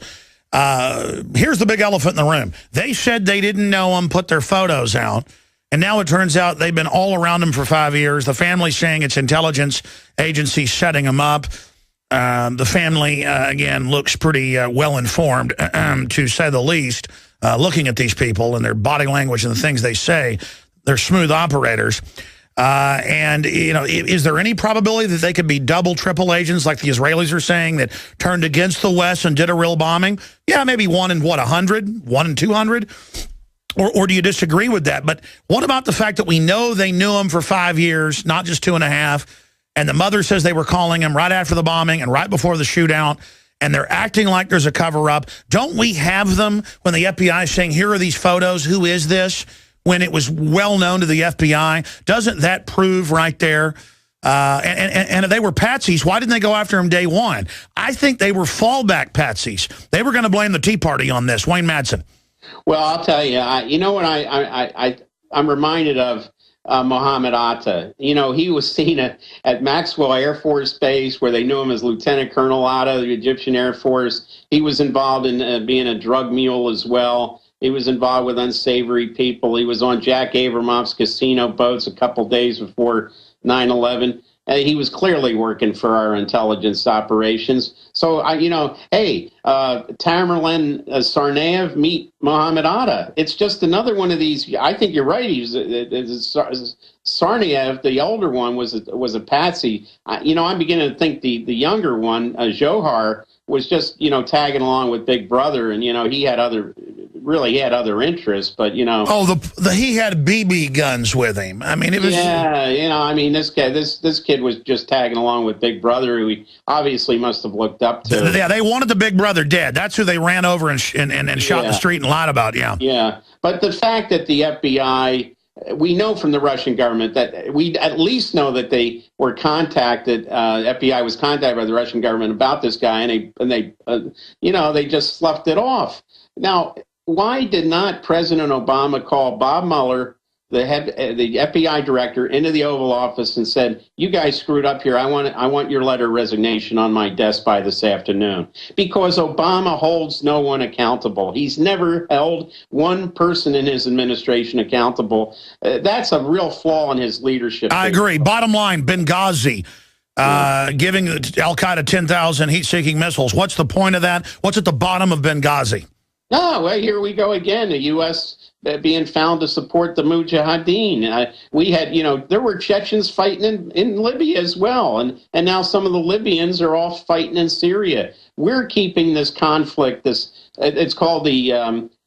strategy of tension. Strategy of tension, clash of civilizations. These are all neocon terms. We got to keep that going because there's no more, communist bloc. Now there's this terrorist axis of evil nonsense, and they got to keep it alive. And I think why they pulled off the marathon bombing is, look, they started letting people go on airplanes now with some, pocket knives. They did this to sell $100 billion in robots and armored vehicles and train. I mean, that was martial law in Boston. They're training us to accept that. Oh, by the way, the front page of the Lebanese English language newspaper, the Daily Star. I'm going to try to get this photo out. But there's the other day they ran a photo when they were going door to door and pulling people out of their homes in Watertown, Massachusetts. There is a picture of a police officer with a gun drawn on a lady who has her hands up as she's coming out of her home. I don't know if you've seen this photo. Oh, no, we have video. We have video up at Infowars.com. Wayne Madsen, I want to get you on for a full hour in the next week to really break down the whole geopolitical. WayneMadsenReport.com. Thank you so much, Wayne Madsen. You bet. All right, there he goes. We're going to get an update on CISPA, then your phone calls, then Joel Skousen. Tamerlan Zarnev. FBI fumbles as it tries to cover up false flag asset Tamerlan Zarnev. Kurt Nemo's got an article that just breaks down the intelligence connections, all of it. The family's now saying the FBI called their son after the bombing and right before he was killed, that he was loaded in a car naked, that is indeed him, and then run over and then shot. Eyewitnesses are saying they saw that as well, ladies and gentlemen. This story is breaking up at Infowars.com and PrisonPlanet.com. Mother of suspected bombers claims FBI called eldest son after bombing before fatal shootout. Congress exploits our fears to take our liberty. Ron Paul. Zarnev aunt claims naked man in video is Tamerlan. Shocking footage. Americans order out of homes at gunpoint by SWAT teams. I mean, I don't know. I mean, imagine Austin. There's a lone shooter out. I mean, one thing they said, we're shutting this building down. We think he's in it. They come to your house. They come out with your hands up to everybody. I know. I'm done. This is totally unconstitutional. Now, I'm going to go to your calls in the next segment, I promise, and then we're going to get Joel Skousen to pop in with his take. But all the experts I trust, not just me, are saying this is a staged event. One thing I want to plug here before we look at what they're trying to ram through while we're busy in the media circus that is this quasi-staged event, bare minimum, WIWA in Jacksonville, St. Cloud, Florida. As of today, April 22nd, WIWA in Jacksonville, St. Cloud, Florida, will air the Alex Jones Show 24/7 via high-quality satellite stream. And you can pick up 24 hours a day the internet stream that they're going to feed to XDS satellite receivers as well. The station manager is Jerry Smith. So they are, and of course, there are some stations out there. There was one for a while in Seattle that does coast-to-coast AM 24/7. They got high ratings with that. And we've got a lot of stations that air us live, then again at night, because it just gets more and more popular. But this is great, so you can find out more. Guys, give me their website. I'll plug that too. WIWA in Jacksonville, Florida. And it might be good on these plug sheets if they give me the frequency. And hey, John, will you give me the frequency? I mean, I've given people the call letters, but hell, I can do it. I can go to Radio Locator and do it. It's like I'll get ad copy I'm going to write to say, here's your ad, and it just says the name. It's like, you write it. You do everything, Jones. People want me to come, I guess, into the bathroom, become groom of the stool or something, too. I can do all the butt wiping around here. 11:60 a.m., ladies and gentlemen. Excuse me, David. That's a good way to introduce this hour. Family show, I apologize, folks. I'm not complaining. It's all the time. It's like, there, plug this new station. Oh, yes. Did you say 1630? Oh, 1160. 1160. See, because I got to get it live down my ear, you know. 1160, 1160. There you go in Jacksonville, St. Cloud. Okay, shifting gears here with a quick update and report on what's being rammed through with our reporter David Knight while we're watching the martial law takeover conditioning. Well, what we're looking at is a threat of imposing the Patriot Act on the Internet. Now, the House passed last Thursday the CISPA Act, which has been around before, and it was killed once before, along with PIPA and SOPA and the Cybersecurity Act of 2012. All those things have been brought up. All those things were defeated. But then as it was going through last Thursday, it was pretty amazing what happened in the House. There were a lot of amendments put in to try to protect privacy. They weren't even allowed to be debated. You had one amendment that said that they had to get a search warrant before they looked at people's private papers and their internet communications, which of course would comply with the Fourth Amendment. That of course was not allowed to come in. But we also had the chair of the House Committee on Homeland Security, Mike McCall, said, in the case of Boston, they were real bombs, but he said, we need to arm ourselves against digital bombs that are on their way. And so that's what they did to try to ram this through, because the other bills, most of them were set up around copyright issues. But now when they say security, the Republicans are just falling in line left and right. It has not passed the Senate yet, and Obama says he's not going to sign it, but of course he said that about the NDAA, so we can't trust that. But it's been defeated in the past. And they're also saying because of WikiLeaks they want it. WikiLeaks was a good thing, exposing their criminal activity. Right. So they're saying, hey, we want to keep covering up our criminal ops. You can't talk about these efforts to try to keep the internet free without talking about Aaron Swartz. Aaron Swartz died in the middle of January. He was just 26. He was under indictment by this same U.S. attorney that's going to be trying these bombers in Boston. And she threw the book at him. Local prosecutors were just going to let him go as a misdemeanor charge. She put 13 felony charges on him and had him looking at a 35-year sentence. She got a lot of criticism because a lot of people said that she drove him to suicide, but I'm not so sure that he committed suicide. Yeah, folks, when you hang yourself in a jail cell, there's a good chance you were murdered. Right. Well, he basically, to defend Carmen Ortiz, her husband did a tweet that said that she had offered him a 6-month deal, and he turned it down. Not that he was looking at a 35-year sentence. That Twitter account has subsequently been taken down, but that information got out, and there were screenshots of it. People got that from the archives. Also, he was under indictment after he was still fighting these SOPA, PIPA, CISPA acts, even after he was under indictment. This guy was a fighter. He was not somebody that's just going to, kill himself in despair. I don't believe. Of course, they murdered him. But let's look at a couple of clips from him. The first one talks about some of the technical issues with cybersecurity. It's just about 30 seconds. Can we go to that clip? I think it's really important that we stop cyber attacks. And the way to do that is to make our cyber systems more secure, to close the vulnerabilities that allow attackers to get in. But the problem is the government's doing the opposite. They are funding the creation of vulnerabilities. They are offering rewards for people to find and build vulnerabilities into the system and give it to the U.S. government, so then the U.S. government can launch cyber attacks on other countries. Now, did you get that? He said the real problem with cybersecurity is that the government is creating and funding them. Our government is creating and funding them. 3 years ago, Kurt Nimmo wrote an article where the head of cybersecurity at the Pentagon, because it's already going, I mean, they're just trying to get statutory authority, said, we're launching cyber attacks, we're doing this, we're building back doors. That's why they say the Chinese chips in our missiles and stuff, it's not our missiles, it's globalist missiles, have these back doors, because that was ordered in the specs. Everything has back doors. Absolutely. And like you said before, they basically have to tell, in the same way they have to tell people when they're going to pull something off, they also seem to, even though they directly violate the Constitution, they are definitely trying to get this passed as a law, even though the law is unconstitutional. They feel that if they can get a law passed, and if they can get the Supreme Court to sign off on it, just like Acevedo was saying about gun control, he says, it doesn't matter what the Constitution says or what the constitutional sheriffs say. If the Congress passes a law and the Supreme Court says we're fine with that, that trumps the Constitution. That essentially amends or nullifies the Constitution. So they're really pushing on this. But the question is, what does this bill do? How does it violate the Fourth Amendment? Well, even though it's our own government that is funding and creating these attacks, these vulnerabilities, as Aaron Swartz pointed out, they're using this to come in and get information about you from, they're going to use it to get information about you from Facebook and Twitter. And they're going to do it in a devious way. Instead of the government coming in and saying, we want that information, they're going to provide liability protection to Facebook and Twitter and any corporation to voluntarily hand over that information to the FBI. And, you know, I've been saying this since they told us in 2001. I was reading the minutes of the Internet 2 meeting. I think it was in London that year. They've had it in Austin and Tokyo and other places. And they said, in the future, we're going to shut off the old web, but we're going to phase it into Internet 2, where it's only institutions and big corporations. You'll have to waive your rights to be on it, and then there'll be no freedom because you've got to waive it to be on it, but we're going to kill the old web. And that's the plan. They force you onto these pretty much government creations like Zuckerberg's, you know, where he said they're dumb effers. He's at Bilderberg Group, Google, all this, and then you're on it.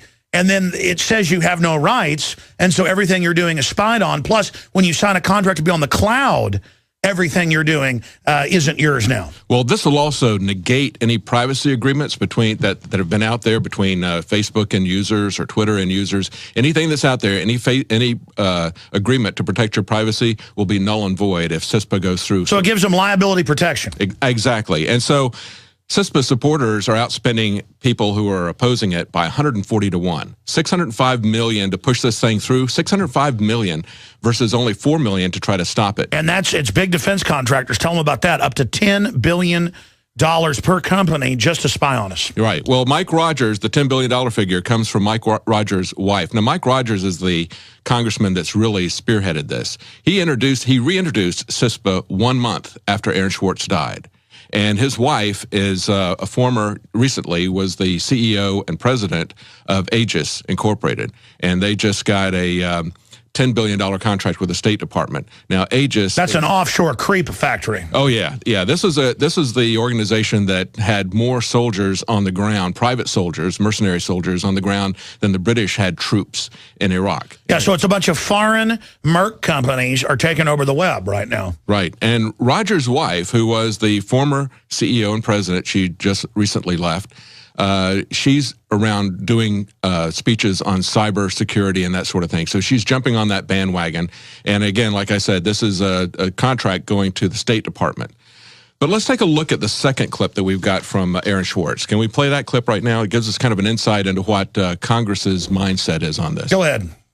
I was at an event and I got introduced to a U.S. senator, one of the strong proponents of the original COICA bill. And I asked him why, despite being such a strong progressive, despite having just given a speech in favor of civil liberties, he was supporting a bill that would censor the internet.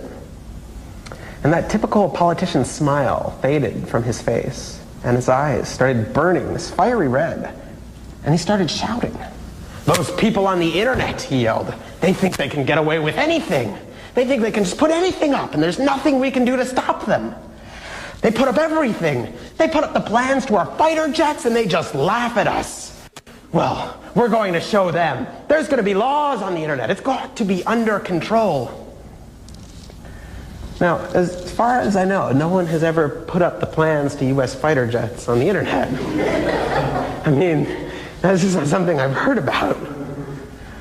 But that's sort of the point. I mean, it wasn't a rational concern. It was this irrational fear that things were out of control. All right, hit pause. Here was this man, a United States senator. We're going to come back and finish this clip. We're going to back it up and finish it and make the points. All right, going back to David Knight here with us, Infowars.com, nightly news reporter. The full clip we're going to play on the nightly news tonight when you do another piece on this, but there's a lot of these clips. Aaron Swartz was a leader, and he was a real liberal, not one of these fake tyrants. And absolutely, the globalists are already stealing money left and right, $85 billion a month. All of this is happening. All of this is going on. They're getting away with everything, but they realize the public is finding out what liars they are, so they want to censor the web. But isn't the genie already out of the bottle? Well, people are waking up, and what I was going to show from that clip was that Aaron Swartz kind of woke up. Here was a guy that he thought was on his side because he had kind of bought into this left-right paradigm. It's like, oh, this guy's a good liberal, and so therefore he cares about civil liberties. And he was surprised to see the anger and the hatred in that guy's attitude when he started talking about, oh, these people on the internet, they're absolutely out of control. Exactly what we saw in these press conferences last week where they said, don't look at anything except what we give you. right? And we heard that again. They actually said, only look at what we give you. Right, and we heard And they're in the news saying it's bad that citizens can look at photos. And we heard that at Sandy Hook as well. They want absolute total control of the flow of information, as well as control over your life. The internet's meant to surveil us, not allow us to surveil them. Absolutely. And so he woke up to this, and he said, you know, this was not somebody weighing the pluses and minuses of what would be good policy, as he would think from a liberal perspective. He said, this is the attitude of a tyrant. That's the way he ends that clip. This is the attitude of a tyrant. And so what we're hoping is that people on the left, as well as people on the right, who would not typically care about this, because a lot of times when you mention security and you see a lot of the same people who are fighting so hard to stop the government from taking their Second Amendment rights, they're not really interested in CISPA. That's not really their issue, or civil liberties. Because they think, well, I've done nothing wrong, so what if they surveil me? The government's run by foreign banks and mercenary groups. They want to use it to plant stuff on you, to control you. You're like, well, why is it wrong if they went door to door and made people come out with their hands up? What's wrong with that? If they can do that, they can condition people for the door-to-door gun confiscation. If you're like, what do I have to hide if the troops check my bag again and look at my papers? I'm a good guy. What if they're on a bad mission? There's a reason we have a Bill of Rights and Constitution and checks and balances, because it will always be used to abuse us. And it's not about things like a fighter jet plans being put out there. It's about things like State Department memos being leaked by WikiLeaks that show their criminal actions of what they've been planning. Yeah, they don't want it out with, exactly, they don't want them going, we're criminals and murder these people and, yeah, torture these people and torture their families, and we do the criminal now, the unconstitutional later. That's right. Exactly. That's the memo that came out from Henry Kissinger. We do the illegal, we do immediately. The unconstitutional takes a little while longer. That came out in WikiLeaks. They don't want you to see that kind of stuff. So that's why they want to get a gag around the internet. That's why they wanted to get their hands around the throat of the internet and stop this kind of stuff. Hey, people in the federal government, they had a colonel the week before 9/11 write an article in the Washington Post saying the government may stage a terror attack, trying to warn people. A year before 9/11, they accidentally declassified in the stacks Northwoods. They're trying to warn us. There's good people in there. And look at how they're going after all the whistleblowers. Right. Oh, yeah. Back in North Carolina, Senator Richard Burr, before I came out here, he put in a bill specifically to go after whistleblowers. Very harsh penalties for whistleblowers. They're trying to shut this down. And even if you don't have anything to hide, they have something to hide, and we need to know. Hey, they're calling whistleblowing. They're wanting to put you in jail if you. It's basically making everything in government classified. Yes. And then, well, you've seen them, the cops trying to put people in jail for life if you film them in public. Right. The government is out of control. It's the danger. Right. And it uses these stages in 1 minute. What do you make now of the Boston stuff? Well, it doesn't, the pattern of the younger brother just doesn't look like he's somebody that was involved in this, that he knew what was going on. I mean, he's tweeting after this happened. He's going to a party Thursday night. They went on the run after their pictures were put up, that they were being looked at. And now it looks like they arrested the brother and executed him. Right, right. And it didn't make any sense looking at the early pictures. His attitude with his cap flipped back, not trying to hide his face, his backpack the wrong color and everything. And now we see all this stuff about how they pumped the boat like full of lead, just like they did Bonnie and Clyde or something. I mean, you know, it's very suspicious. And then he gets out and is able to get out, but minutes later, oh, he's almost dead. He can't. Right. Yeah, it looks like he's walking, and then, exactly, they've got pictures of it. Looks like they walked him out of the boat, and then he's close to death the next time you see him.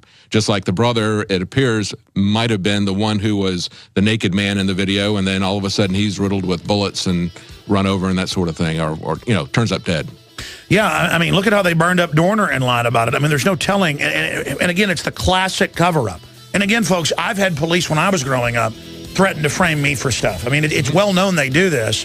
And, boy, you look at the police in Boston. I mean, the way they're acting, their body language saying, press, we'll kill you if you don't shut up. Yeah. This is all about a federal globalist power grab. Your calls are coming up. All right, I'm going to jam in 5 or 6 of your calls right now and then go to Joel Skousen to get his take on all this. We haven't had him on since the day after the event. And he believes it had all the telltale signs of a false flag staged event. Self-inflicted wound. Now it's got more signs than ever. We know there was a drill. We know they lied about that. We know they had a bunch of patsies on scene. As of Wednesday, they were going to go with its right-wingers. And they had White House people out saying, yeah, that's who it's going to be. Wait the next day. There's going to be something big happen.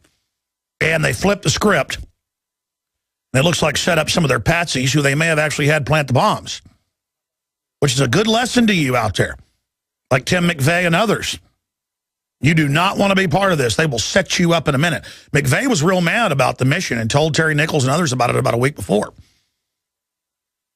But he still went ahead with it because he was under orders. And you know what they did to him. Same thing with Lee Harvey Oswald. And now it's just hands down the FBI knew who they were when they put their picture out. And then called them up, if the mother's accurate, and said, we're going to come on by and get you. And then they, for whatever reason,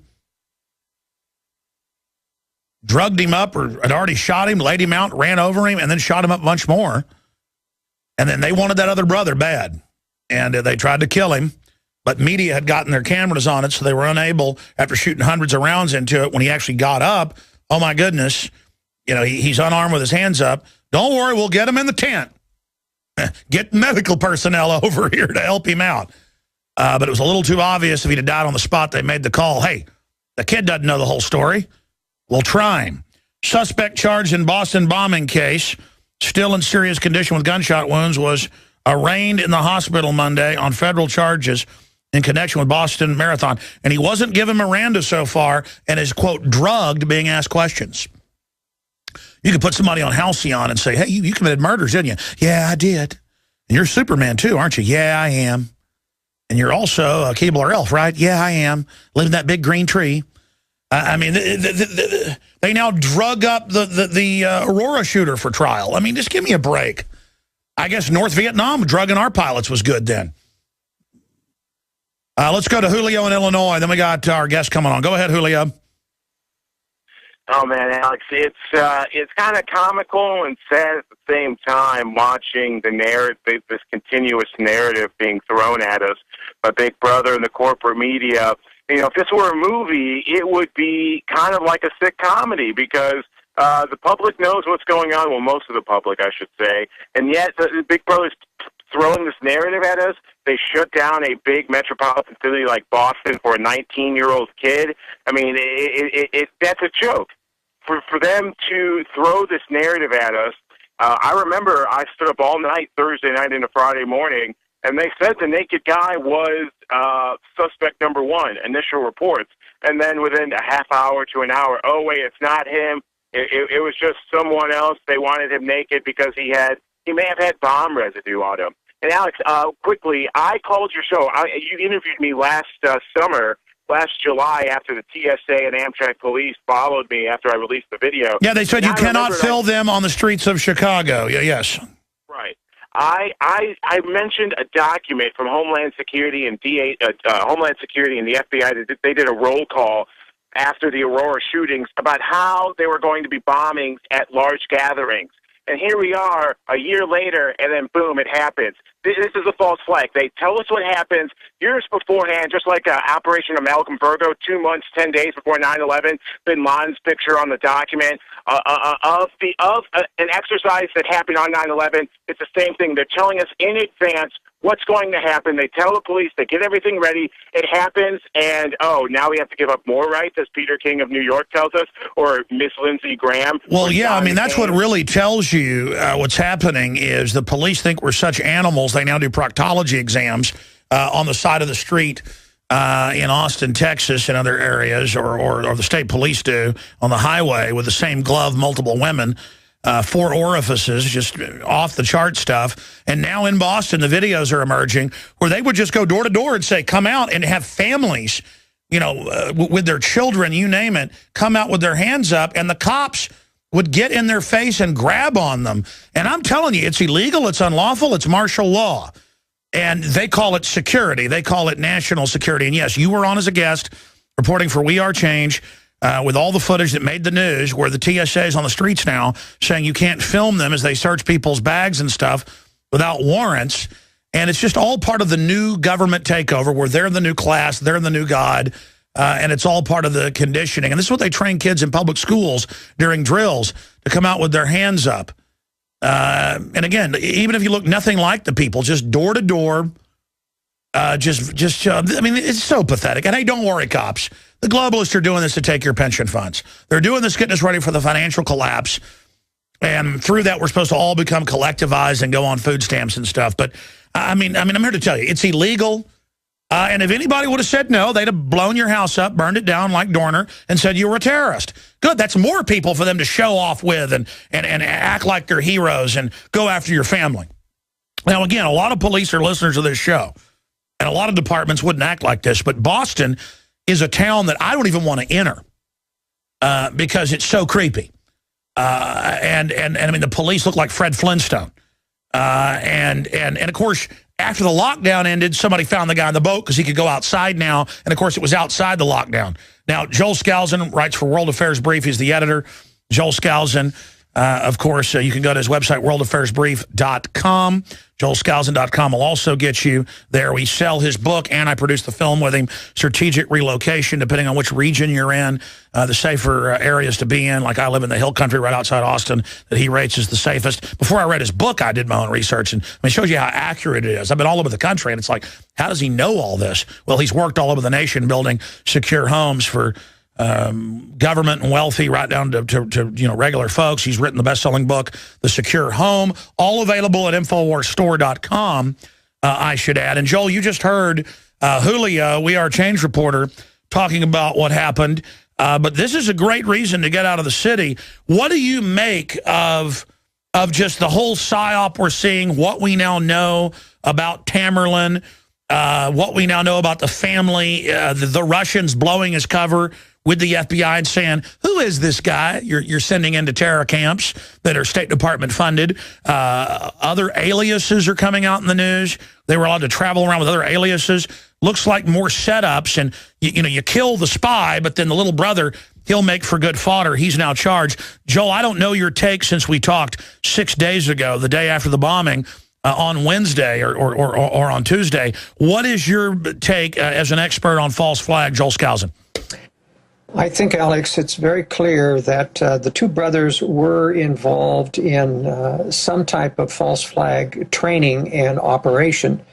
But it was clear to them that when they showed up and when the bombs went off and they fled, and by the way, we have video of the younger brother fleeing with his backpack on him, so we know that what the FBI said about him dropping his pack could not have been true. But that they realized that, something else has gone off, and they fled. I think this is very, very typical of what happens when you set up a patsy. You put him in charge, or you put him in with another group of people, and you give him a certain assignment to be down at the area so that they can be arrested or so that they can be filmed.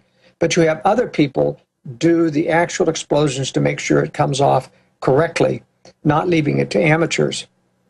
And so I'm very worried that we do have a larger group here, and that larger group has to involve an agent provocateur provided by the FBI. Almost every single terrorist prosecution of lone individuals planning to bomb something in the United States and Britain have involved what the government says an FBI informant. But we know that there are much more informants because they admit under oath in the trials that they in fact provided the hype, they provided the egging them on, they provided the explosives, they provided the plans. They provided the leadership. They normally, in some cases, takes them 2 years giving them money, commanding them in the name of Allah to do this. That's right. And so I clearly think that these boys were involved in an operation, had gone, or at least Tamerlan had been sent back to the Far East in order to get training or to move around, and that's when the Russians picked him up here and came back. But it was obvious from their statements when they came back, they didn't flee. They went to or at least the younger one went to a party. He seemed normal. He talked to people as if nothing had happened. He told his mother that they didn't do it, that he was going to be set up, though. But I think they knew that when the bomb went off without whatever participation they'd been briefed for, that they were going to be set up. I think it was interesting, though, that the police or the FBI called a couple of days after that and talked to them, and yet they didn't arrest them immediately. And I don't know if they wanted them to flee. I'm still unclear, Alex, what this MIT cop had to do or the carjacking had to do with this.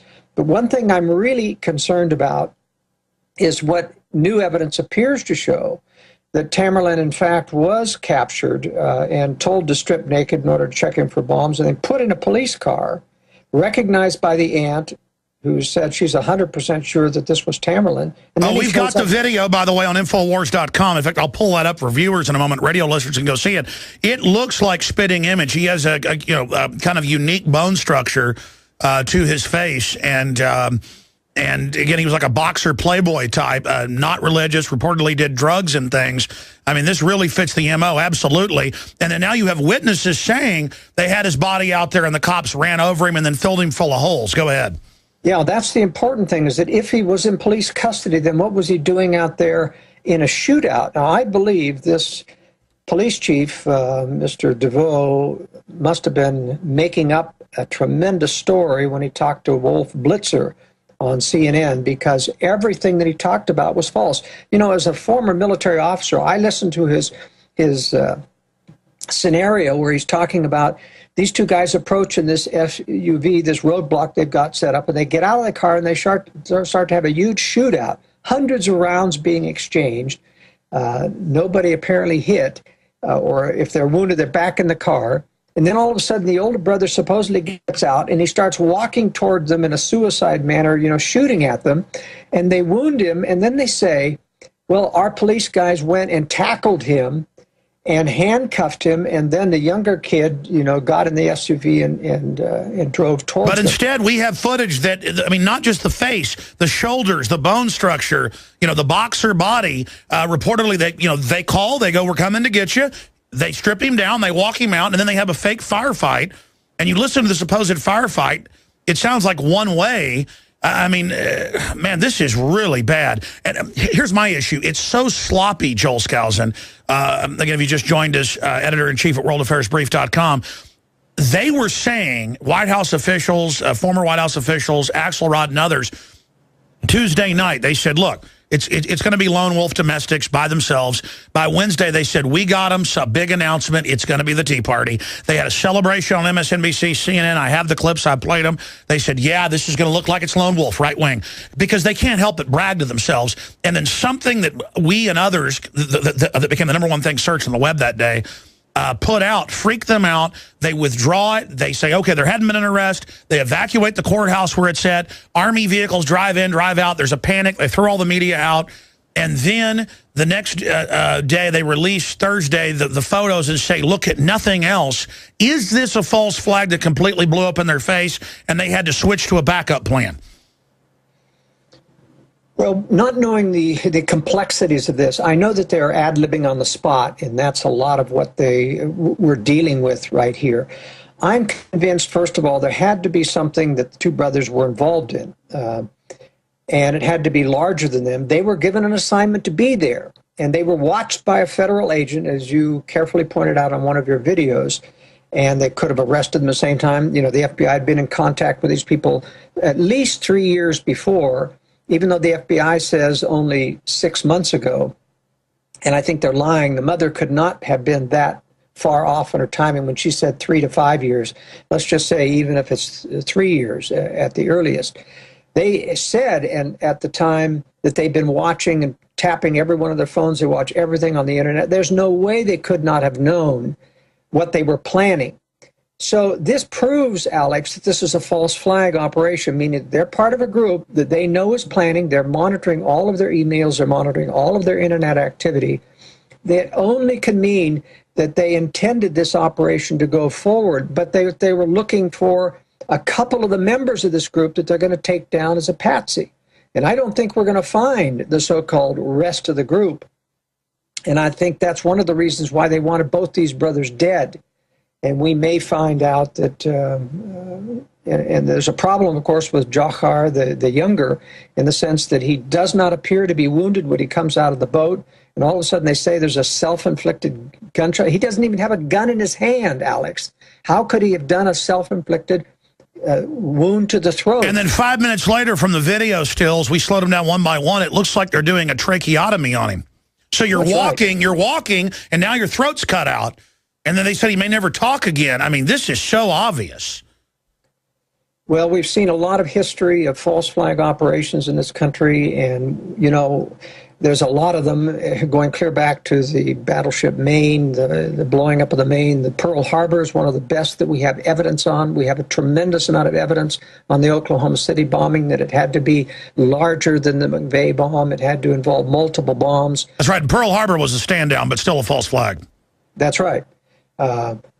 And of course, 9/11, we have tremendous information. I just reviewed the new video showcasing the life of Stephen Jones, who discovered the thermite and documented the evidence, as well as other scientists. And it is a foolproof case that the government used explosives in bringing down these towers. Nanothermite developed by NASA. That's right. And this was a brand of nanothermite that was even more powerful than the existing nanothermite that they were able to get samples of. So we have a tremendous amount of information about these things. And frankly, after listening to Police Chief DeRoe and others, we simply can't trust anything. Well, I mean, I go off my gut, too. I mean, I think that police chief comes off like a big fat gangster to me. Well, you know, what I was trying to say before I got interrupted, when, you know, as a military officer listening, these guys apparently, according to the police chief, throw bombs at them, had pipe bombs and had another similar big bomb that put out a big explosion. First of all, the tape recording don't show that any of those bombings are true. It's just the police word for it. And secondarily, are we to believe that they're going to come out from under the cover of their cars and tackle this guy after he runs out of ammunition, knowing that the brother is still there in the SUV with bombs, with weapons, and they're going to come out of their cover and tackle this guy? It just doesn't make sense. In fact, we know that from another witness that, in fact, that never happened. That, in fact, it was a police SUV that ran down Tamerlan. Joel, I can tell you want to talk more. We're going to go into overdrive with you if you can do it. I want you to take your time to lay out all the inconsistencies. You're doing it very well. Monday through Friday from 11 a.m. to 2 p.m. Central, we're here. But we're going into an hour of overdrive or more to be able to get to all your patient phone calls. Michael, DC, Dave, everybody. And I will try through the week to really open the phones up. I know you guys want to talk. Will you guys go tell Jakari and David Knight to get suited up and be ready to come in here at the bottom of the hour to do an hour of overdrive or more to get everybody's phone calls in? I'll be honest with you. I get on air and just get so many data points that it makes my brain burn because I'm frustrated to see the same thing repeating itself. And it's not my opinion that there's a false flag. All the signs are there. I wish this wasn't a false flag because at least it would just be some little group of crazies. What's scary is that they're going forward with this. Joel, I want to, in the next hour with you, have you really lay out all the inconsistencies that you, with precision, are breaking down, because I have the same inconsistencies here, but I start hyperventilating. It gets me so upset to see this happening. But I wanted to just briefly, before this hour ends, ask you, what is the political reasoning of this? What is their goal? Obviously, it's a smokescreen. And what do you make of what I call martial law being declared? And I mean, I'm going to tell you, the cops shut down a whole city and say, we're coming to your house to aim guns at you and your family. That's illegal. And that's a form of assault. And I've had enough of it. And I'm not looking for some type of physical deal, but I've had enough. Joel Skousen, you're a constitutionalist. What do you say on that front? It's interesting they never used the word martial law in Boston. Public safety. And it was just public safety, national security, and they hyped up on everybody's patriotism about this to simply lay down and let the police do anything they wanted. Nobody was thinking about saying to the police, no, you can't come in, where's your warrant, where's the probable cause? And that's what happens when you get, that shows the power of this conflict creation motive. Think what will happen someday when they have nuclear war in America. They won't have to declare martial law. They're simply going to start running through the streets and everyone will say, whatever you want to do, whatever it takes, save us from the situation. So I think it was a very powerful lesson of how far we've moved into, acceding to... America failed a big test Friday. It did indeed. It did indeed. Let me walk through, first of all, these big inconsistencies before I answer the general question on where I think they're taking us for this. In the first place, it's very important to understand that we have forensic evidence that shows that at least one of the explosions, the backpack that housed that explosive, was a black backpack that it had a square label on it, and it had white strips or on the black straps that were on the pack. Neither the pack of Dzhokhar Tsarnaev or his brother Tamerlan matched that description. Number two, we have the video of Dzhokhar fleeing the scene after the bombing with his pack on his back. So he did not plant the bomb. His brother did not plant the bomb that went off. Now that means that someone else did it. And it's very, very suspicious the government would point to only these two people when obviously someone else planted the bomb. And say, whatever you do, don't look at anybody else. Very suspicious.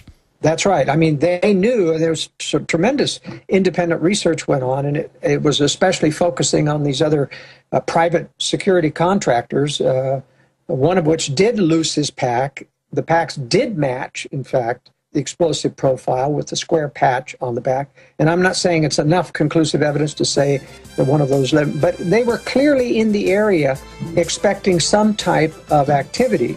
And they had moved away from where the bomb actually went off, were in another position, and they did not react as first responders when it went off. Not whatsoever, except to get on their radios and telephones immediately and start to communicate about them. But we are left begging the question, what are these big backpacks that they're all wearing have on them? Stay there. Back in 60 seconds with Joel Skousen. I'm Alex Jones. All right, we're into overdrive. Many stations continue to carry this broadcast. Like the folks picking up the broadcast there in Jacksonville, Florida. They pick it up 24 hours a day. Very exciting. Joel Skousen is our guest. This is a short segment, long segment coming up. Then I will get to your calls, folks that are holding. Okay, we're now getting to the point of the question. This is only a 5-minute segment of what is the motive in all of this. I mean, it's the classic thing of letters being mailed out. They have a mentally ill patsy on that, just like the anthrax is a continued cover. You've got CISPA, you've got the immigration bill, you've got giving Homeland Security more power, you've got America failing the test. You know, USA means being under martial law. What else do you see happening here, Joel? Well, I don't, once again, think that martial law is imminent. This is one of the acclimating type things. There will be many more. Or even Obama said there's going to be more terrorist attacks. I think the number one motive for this is that it had been a long time since we'd had another one of these high-profile terror attacks. Remember, we don't have any normal terrorism in the United States. Normal terrorism would look like people coming across the border among the thousands of illegal aliens that come across daily, and they'd be blowing up electrical pylons. They'd be setting off suicide bombers in malls, small, non-high-profile things. These high-profile things are always a sign that there is something to be gained. That's right. Real terrorists hit train tracks. That's right. This is a propaganda stunt. And, you know, you and I had discussed, and I know I've heard you say this before, and I've said it before in my World Affairs brief, that they've got to have another major terrorist event in order to keep people believing in this war on terror. There was a great deal of fatigue about it. People are tired of the... Oh, no, we've been saying attacks are imminent because every TV show, the dramas are all about this now. You can see the scripting. And so they eventually had to make a self-fulfilling prophecy come true, and I think that was the major role of this. The secondary role is that this is going to give a greater justification to build Homeland Security into the major domestic police force. They won't need UN troops. We're going to have hundreds of thousands of other, you know, people brought in to Homeland Security, and they're going to be militarized to the extent I was shocked at how much top military automatic weapons, armored personnel carrier that they brought out for this. If they don't have this stockpiled in Boston, then they brought it out from a long way away. No. That's what my military sources, not that they're even high level, they're there. They say there's caches of Warrior fighting vehicles, all of it everywhere for this. And so this is really disturbing, Alex, that there's this much firepower in one urban area of the United States that was brought to bear on this, so that and the surprising thing is they didn't even have to declare martial law. They just said everybody stay in your homes, and everybody stayed in their homes. I mean, shut down everything essentially, and some people disregarded it, but very, very few.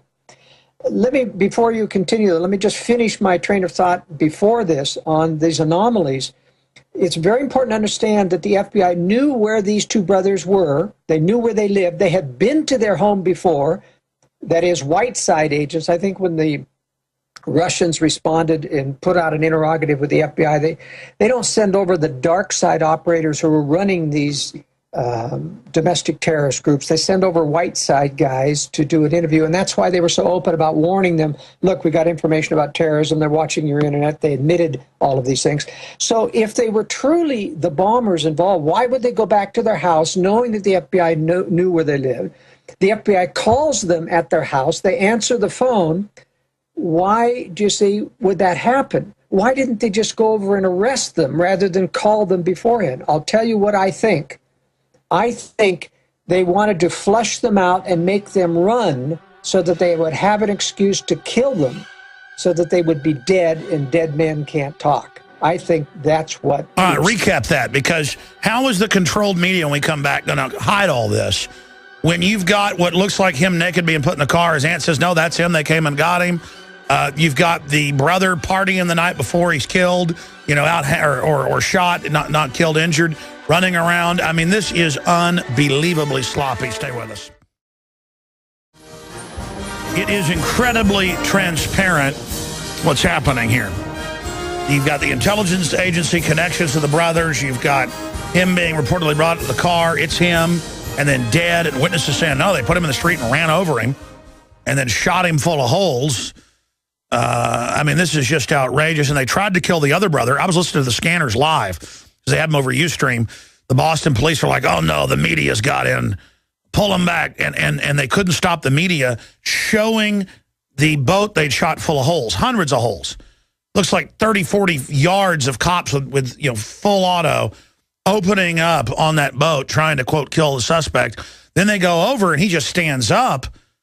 And now they knew the media had a live feed, because this all happened in like 5 minutes, because the media had gotten around and was filming from above from a building. And I was listening to the police going, the colonel says, get him out of there. No, no, hold on. And you can hear them all trying to talk with code.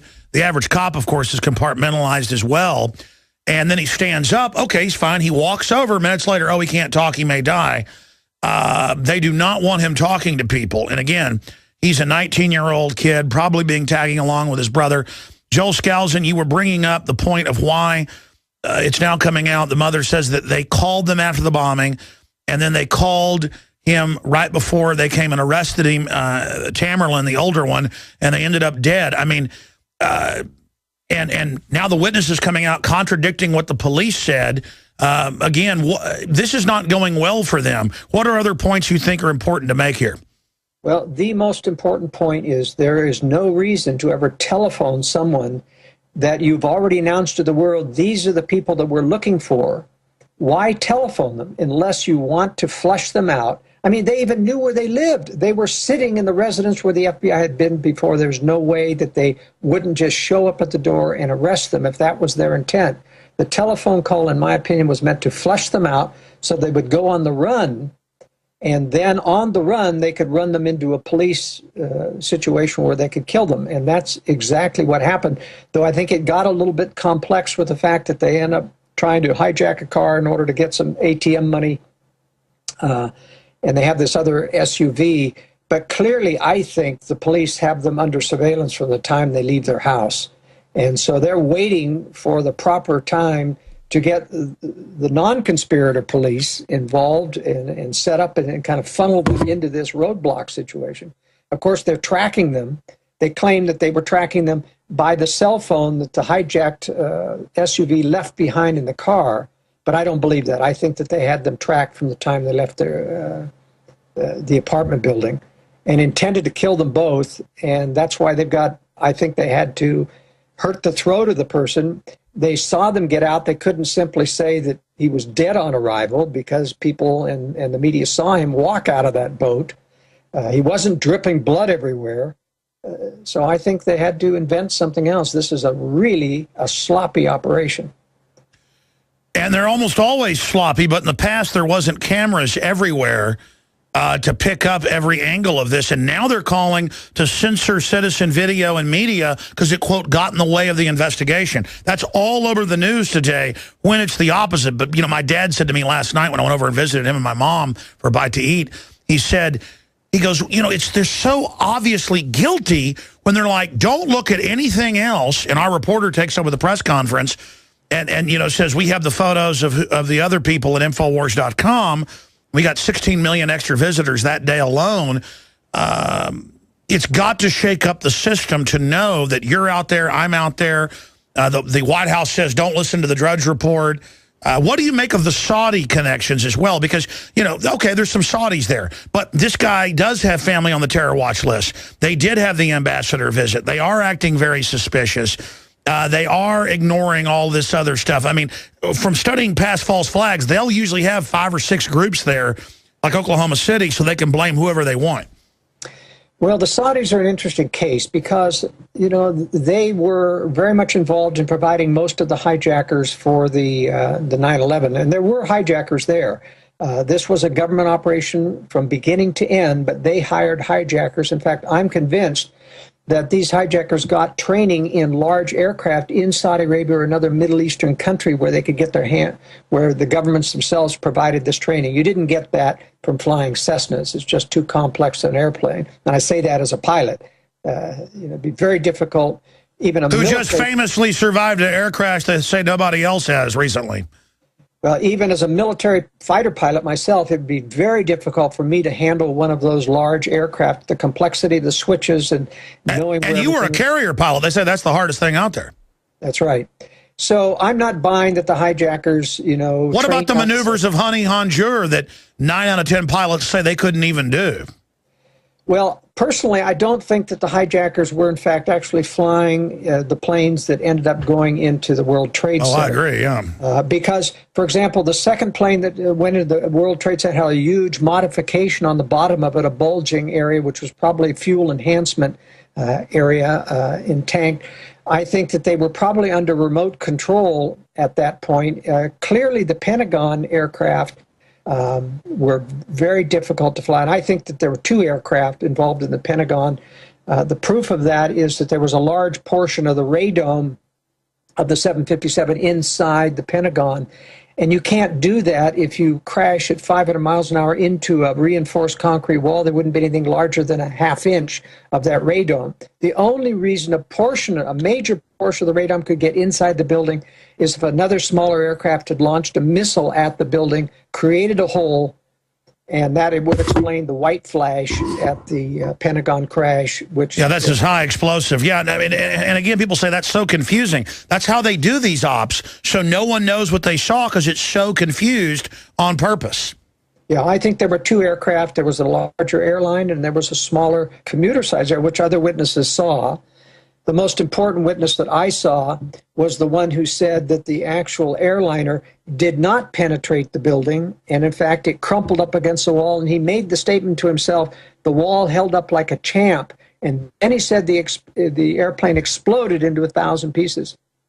And that matches my scenario where I believe the airline size was loaded with explosives, and that explains why there were just confetti-like sized pieces all around the parking lot. That's right. There were thousands of pieces of aluminum everywhere. So I think that one witness is the recording of what really happened. The smaller aircraft put a missile in. Second aircraft hit almost simultaneously, maybe a little bit later, which most people saw, and then exploded to destroy the evidence. Sure. Joel Skousen, what do you expect to come out of all of this so far? I mean, if it hasn't gone well for them, and I listen to local talk radio, and they're talking like I am. Almost every caller's agreeing. I was swimming laps out at Barton Springs this weekend, and a group of military guys and their wives, and they were like special ops guys. They were in great shape. We're talking about, and they couldn't even see me. I was sitting there with a towel on my head, and I just got there, and I was laying out, under a tree, and they were all talking about Oklahoma City being an inside job and how they thought this was an inside job. And when I talked to them, they didn't even know who I was. So everywhere is the buzz that this was staged. Well, it's interesting that the majority of information comes out later, and when it continues to point towards only things that government could do, as at 9/11, only government could have loaded all those explosives in the World Trade Center. And even if you believe that only World Trade Center 7 was loaded with explosives, still you've got to explain that the terrorists could not have done that. And so the more the government covers up, the more that the government silences information, fails to explain things, the more that it alerts the more than 1/3 of the American people that I believe are suspicious about American involvement in 9/11. It alerts that third to the fact that we've got another false flag terrorist operation to deal with. Now, the government has said they're looking for an additional cell of some 12 people. They kind of give it away. There's no way you'd know that there's a cell of 12 unless maybe they were handling that cell, but or just throwing out a number.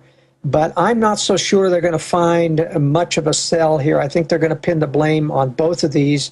They'll have another terrorist attack under their belt, and Americans will be very much more convinced that we have a real war on terror that now includes Chechnya. Now, I want to make one point very clear. The mainstream media continues to put out the propaganda. Yes, when they're talking about Russia assisting the FBI in this investigation, how Russia has been the victim of Chechen terrorism as well. This is absolutely untrue, is that almost all of the Chechen terrorism or terrorism in Russia, the apartment buildings, the Breslin bombings of the school. That was Putin to get reelected. Were blamed on Chechens, were in fact carried out by Russian speakers, not Chechens. The hotel bombings and the apartment bombings were all done as well, it even came out on the Beslan shooting, which is an example of school shootings. The local witnesses all saw the military run out the back. Then they opened fire and blew the school up, killing even more kids to wipe out the 2 patsies they left inside. The theater siege is a model of false flag. It is indeed, and the Chechens and the Russians have been running the Chechens as their false flag operations, just like we've been running the Middle Eastern Muslims as our false flag operations in this country. Now they're kind of merging the two. They're making it a worldwide war on terror. This may have some other ramification in terms of bringing in more of this false propaganda that Russia is our ally in the world on terror, in the war on terror. They're still planning a disarmament treaty, another one yet again on Russia, even though they have yet to comply with the last New START treaty. It seems like our government is just insisting on proving to the American people that the Russians are our friends, that there's no threat there, that we're fighting a common terror enemy. And this downplays the real threat, which is Russia and China building weapons of mass destruction, fully intending to strike the West someday when they're ready. Sure. And I think still that the economic collapse is not our major issue. I think the powers that be can keep this going longer than we think, but I think it's this mother of all terrorism, a nuclear war on America, that will someday be the biggest thing that will trigger not only martial law, but a new world order. All of the things that you've been predicting can be easily implemented under a nuclear attack scenario. Sure, and they're creating under it all the foundation to launch it all once they have the proper trigger. But, I mean, this is unprecedented. We've had thousands of cases of lone gunmen that have shot or killed people before running around on the loose, and you don't shut down most of a whole city and then a surrounding another town by the city.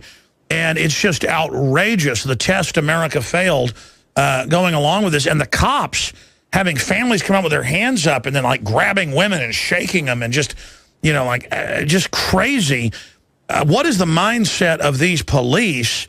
I mean, obviously, the average cop does not know they're staging this stuff. How have they gotten the cops to behave like this? Well, you remember that they're training cops. First of all, there's a whole bunch of policemen involved in SWAT team operations. We're trained to have this militaristic response to everything. They use them regularly. A lot of the police around them are watching and looking and admiring, wonder when I can be a SWAT. And so there's this mindset within police now that we want to emulate what the top brand police are doing as a SWAT team. And when you had this kind of pseudo-patriotism involved with this Boston Marathon bomb, everybody got hyped up into acting this way. And we saw it play out. And so I'm really worried, Alex, that we've got a growing atmosphere which allows a thuggish mentality to come out of policemen and feel like it's justified when you have one of these super patriotic terrorist attacks. And that's why I say, if you've got a nuclear attack on America someday, you're going to see no holds barred. Everybody can be thrown in prison. Anybody can be grabbed out of their house at will, and nobody's even going to question it. And that's why it's important to understand that mentality. What Boston proved is that there's not going to be this kind of stated martial law without a major excuse. It proves that with the proper excuse, they don't even need to call martial law. People just lay down and give up their rights. Well, I've always said they're not going to call it martial law. They're going to call it civil emergency, public safety. When police come to your house now, want to look at your guns and knock and talk, they go, it's just public safety. And, I think about what this country's turned into. Why do the powers that be want this power grid in place right now, this control grid?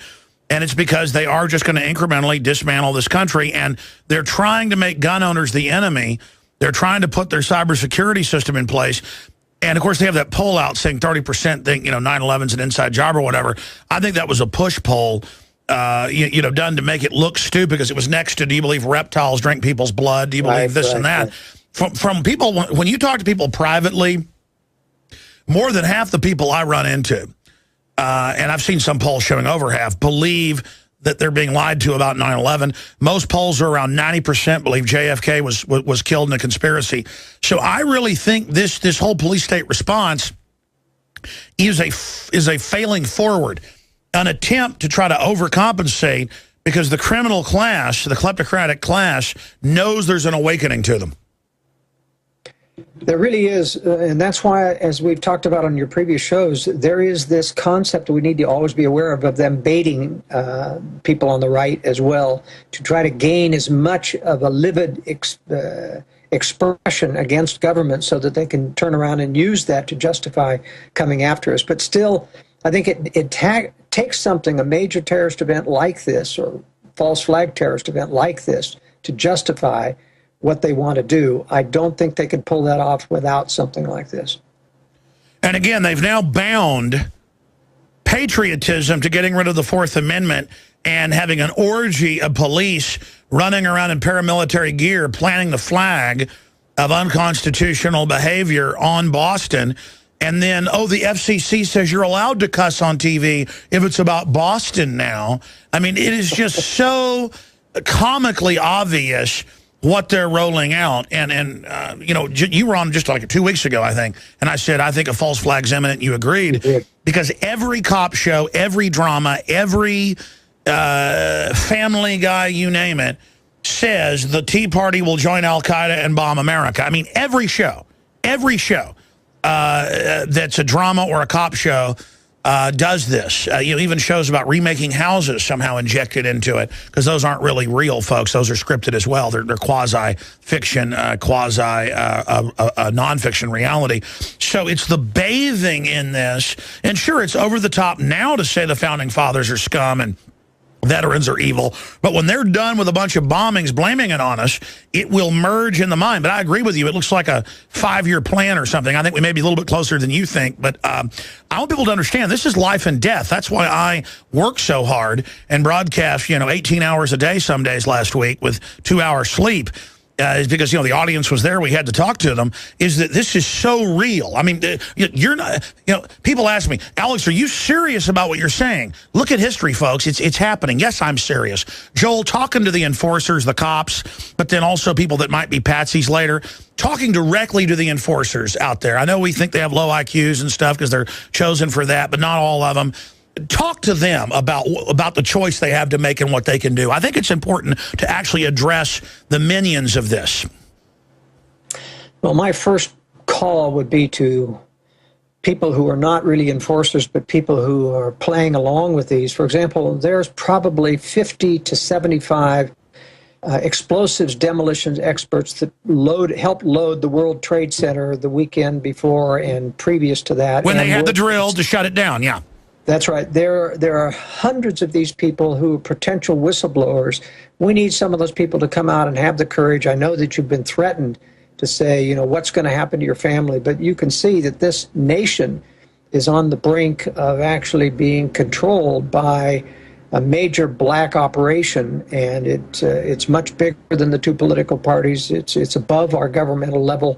And for the sake of whatever patriotism that you've grown up with, you've got to come forward and talk about these things. I know there's a tremendous pressure, Alex, against these people to do so. But, we've had some, like the shooters on the grassy knoll. We had 2 of them. deathbed type confessions, who were both in prison, said they worked for the mafia and the CIA, both interchangeably on special operations like this. They did shoot the president from the grassy knoll. Do we hear anything from the media? That's the problem. E. Howard Hunt even went public, and even though he lost a lawsuit that claimed it by Spotlight and confirmed he was a bench warmer on the whole deal.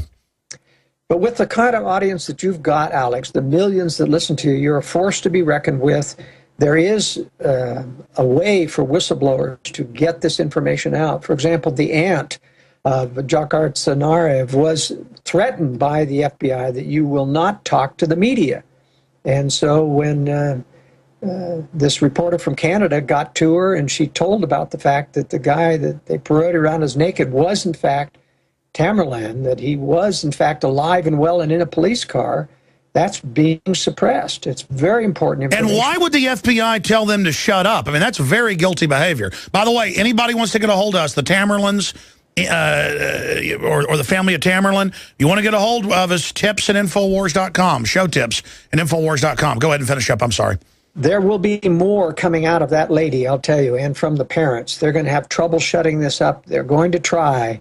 But believe me, these people are mad at the U.S. government, and they're going to tell more about the truth. And I think there's a lot more to find. We're going to be able to cover this story probably for the next 6 months.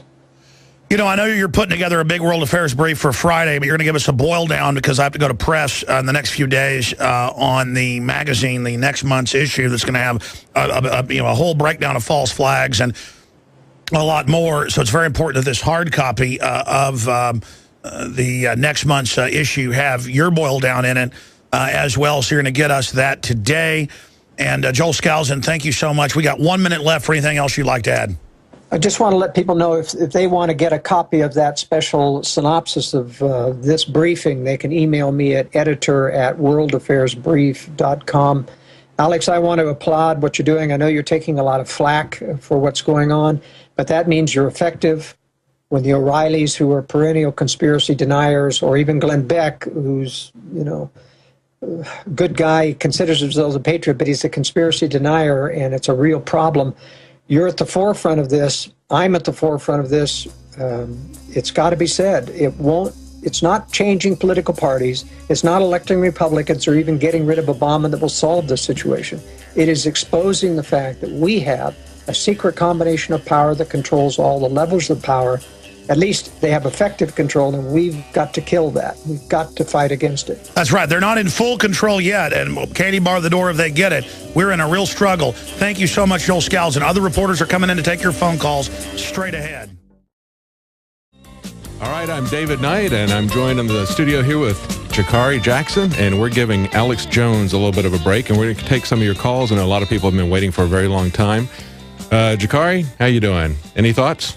I'm doing fine. My thoughts and prayers are still with the people of Boston, not just, for the bombing, but for the traumatic incident of, having the SWAT teams come and throw you out of your own home. Absolutely. You have to shut down the city to catch one kid. I mean, how many drug dealers and car thieves, violent car thieves are out there every day doing their thing, but you have to shut down the city to catch one guy. Absolutely. That's just amazing. I've never seen anything like it. I don't think anybody's seen anything like that before in America, but unfortunately, it looks like they're going to use that as a template, and they're going to do that more and more. We're going to see that unless we stop it. People just have to stand up and stop it. We're talking about CISPA, that there's a campaign today.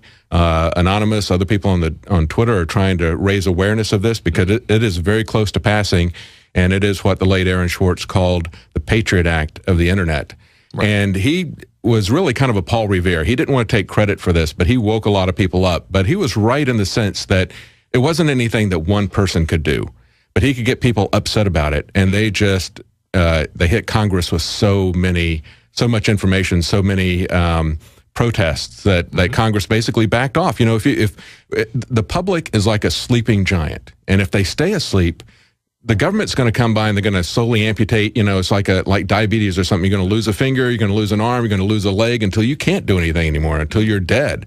But if we wake up, they back off. We've seen that over and over again. We saw it with the Second Amendment, and we've got to get people who are fired up on the Second Amendment issue just as fired up on this Patriot Act for the internet, CISPA. And you That's going to be stopped. With guys like Dan Bidandi. I mean, just one guy shut down 3 press conferences because he dared to desire the truth. Absolutely. If we had more people like that at Congress, at Senate, at the city council meetings, at the whatever, who will go out there and just make their voices known, because don't assume somebody's going to do this for you. Don't assume that your neighbor is going to write your congressman or email your senator. Make sure that you do these things yourself. Like I gave the example how I called Chucky Schumer's office when he compared private gun sellers to child pornographers. I called Chucky Schumer's office. I didn't get to talk to him. I had to talk to his intern. But I made my voice known, and that's the same thing people have to do on these other issues like CISPA. Absolutely. And, it wasn't just shutting down those press conferences. What Dan did was he made the term false flag part of the national dialogue on this. And that's real important because people have to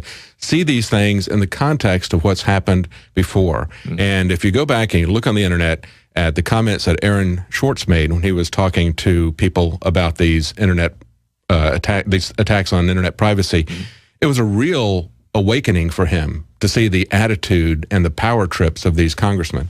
But let's go to some of these calls that we got right now. I think the first one that we got up is that Dave in Arizona? Is that the first one we've got? Dave, are you there? Hello, Dave? Dave in Arizona.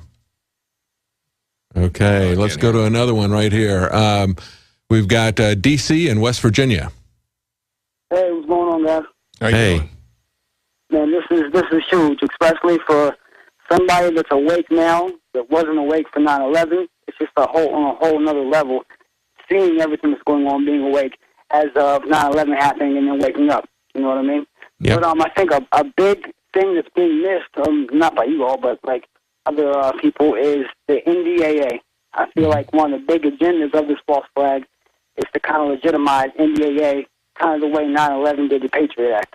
Mm-hmm. Absolutely, and you saw the big supporters of NDAA, and Lindsey Graham out there saying that we've got to give this guy the full Gitmo treatment, call him an enemy combatant. Yeah, you don't get a lawyer, you're an enemy combatant. That's the thing that really bothered me with the way this thing has been handled since the guy's apprehension, is all you see on your big mainstream networks is, we don't have time to give this guy his Miranda rights. We don't need warrants to arrest anybody. Absolutely. Yeah. We don't even have to show you this guy placing the bomb. I mean, you can see these guys walking around, just, fair and easy all day, but you can't see these guys ever placing any charges down. Now, Carney did have a press conference today, and he did say that he's going to, that they are going to give them regular judicial process. That remains to be seen. I guess the real question is the apprehension of these two suspects. Mm-hmm. The fact that the aunt is saying that this one guy was the older brother was in fact the video that we have of the naked suspect being taken, right. And then the next thing you see, he's dead, and then we see that the younger brother is hiding in the boat, and the boat is just riddled with bullets like Bonnie and Clyde. Right. And then he appears to be led away, walking fine, and then the next thing we know, he's nearly dead. Bleeding from the throat. Yeah. So there's some real questions about that. And as Alex mentioned, there was chatter on the police radio saying that, oh no, the press is here. In other words, they did not want anybody covering these. But anything else you wanted to add? Yeah, speaking of that boat incident, I mean, for one, M. Night Shyamalan couldn't write something better than this. This is crazy. But I don't know if you guys have seen the internet pictures right now that show him kind of crawling out of the boat when they apprehended him. Mm-hmm. I mean, I'm curious if we could get somebody to try to see if that's legitimate, because, I mean, that's just, how are you going to crawl out of the boat after they riddle it with bullets, for one? And for two, have you guys noticed how, when it first happened, they kept asking, the media would ask about whether or not he had a gun. And it kind of, as soon as they brought that up, he kind of stumbled over what he was going to say, and he kind of wanted to end it right there. Like, he didn't want to talk about that stuff. Well, if you remember, sir, the big lie, well, I won't say the lie, but the thing they were trying to push is the fact that he was probably likely armed with a explosive vest, a suicide vest. It's the thing they kept trying to push. So we have to take this guy out. We can't take any chances. We don't need any warrants because he may be strapped with a suicide vest. Well, and as Joel Skousen pointed out, when we listen to the tapes, you hear a tremendous amount of gunfire. I've listened to the tapes that neighbors made. I didn't see or hear any explosions. So the tapes really don't corroborate what the FBI is saying at this point as far as there being explosions and bombs being thrown. Well, thanks for talking to us. We've got Michael in Tennessee coming up next. Michael, you there? Hello? Hello, Michael. Hello?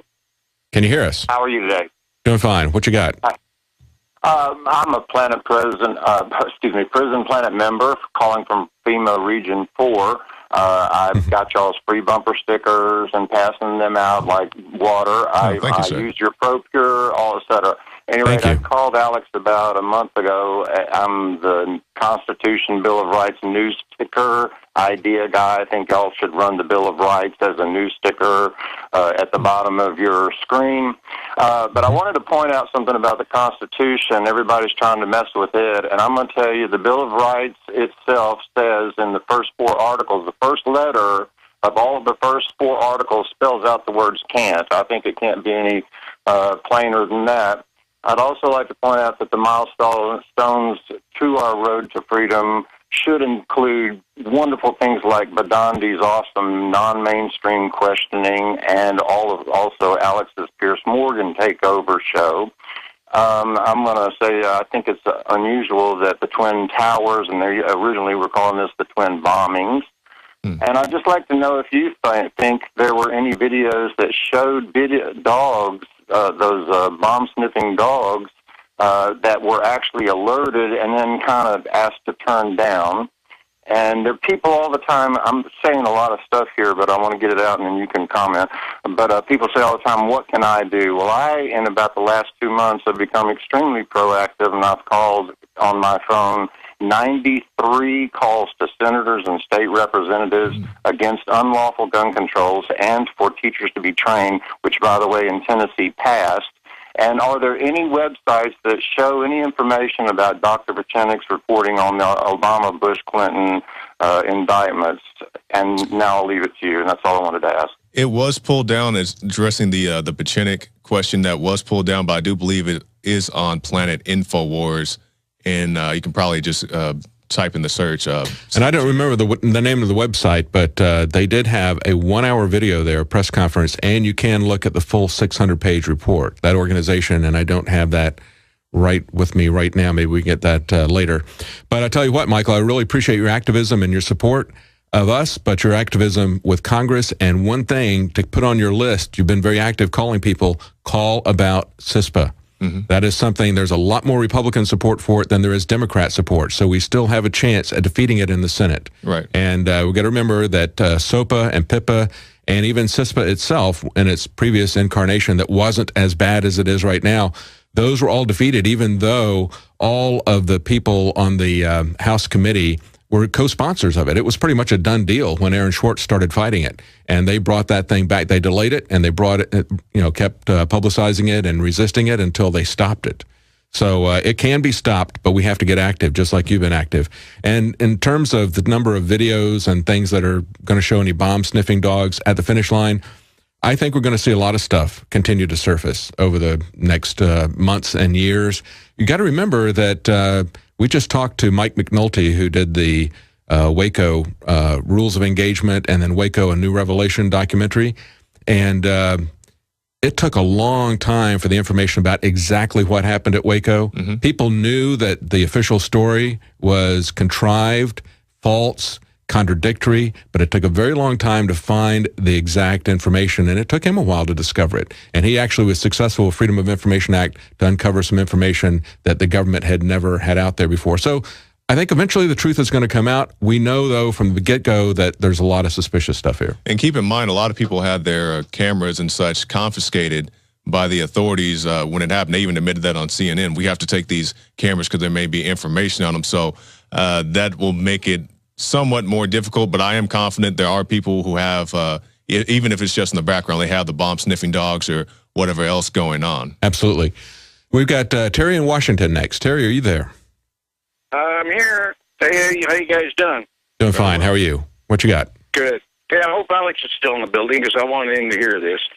I tell you what, it sucks dick for anybody that doesn't belong to PrisonPlanet.tv because I watched this unfold the day that Alex had Richard Belzer on the show. That's right. And the first thing that came to my mind, I've never seen a telethon or a marathon where they didn't have a camera up high watching the runners come in. That's a very good point. Yeah. That camera was covered up because it was in the spot where the bomb was to go off. Yeah. And they knew that ahead of time. Yeah, it was either... Also, I want to see the dash cam of these guys throwing bombs out the window. Yes, that's exactly what I said. I want to see the dash cam of the bombs being thrown out. I want to see the dash cam of the younger brother running over the other brother. I mean, they should have all this stuff on tape somewhere. Well, and even going back further than that, you remember when they finally did get around to their press conference that they delayed and then delayed again as we were releasing photographs. They were telling people don't look at any of the other photographs, but in their own, what they were telling us to look at, it really wasn't very credible. I mean, he had the wrong color backpack. The younger brother has a very casual attitude as he's walking along. And it just didn't make any sense, you know, when they had it. And at the press conference, you had a reporter ask the FBI representative what time it was put down, and he was kind of vague on that. Well, it was sometime around, you know, close to when the explosion happened. Do you have a picture of the bag being put down? No, they didn't have, you know, or they weren't releasing it. So why haven't we seen a picture of the bag being put down? I mean, they keep showing this picture of the two brothers walking around the corner of a building and a couple of feet down a sidewalk, and that's it. And yet we're supposed to take with the wrong color bag, and yet that's conclusive evidence that these guys did the bombing. And the press is reporting this as the guys who did the bombing. They're not even using the word alleged. Yeah, and as far as the evidence, let's find out who this naked man was, because there is speculation. The aunt, I believe, has identified the naked man as one of her relatives, and yes, as the older brother. But nobody's talking about that anymore. Yeah. It came out on I believe it was CNN a few days ago, and it hasn't been talked about since, as far as I know. That's right. Mike, did you have anything else? It's just like I was watching CNN this morning, waiting for Alex to come on. And, you know, they were interviewing these guys, and everybody that they interviewed kept passing the buck.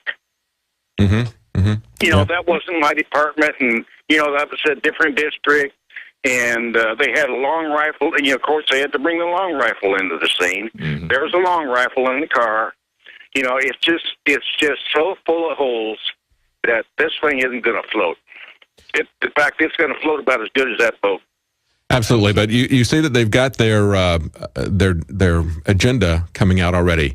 Last Thursday, when the House had the CISPA Act, you had the chair of the House Committee on Homeland Security saying, well, we had real bombs now, but the digital bombs are coming, so we've got to pass CISPA.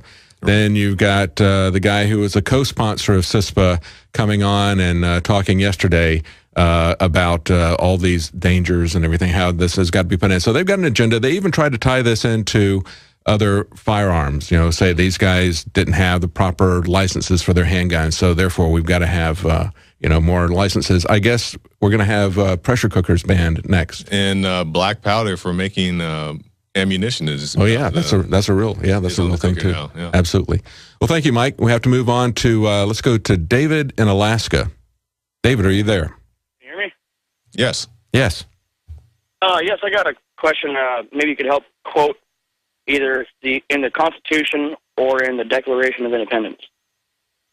Now, I could be wrong. I don't know which one it's in, but I know that it's been written in stone, set in stone, saying we are be able to bear arms for the reason that if in case one day the government gets too big and too controlling and tyrannical, that we are obligated as our U.S. citizen right to form a militia to fight back to regain the government.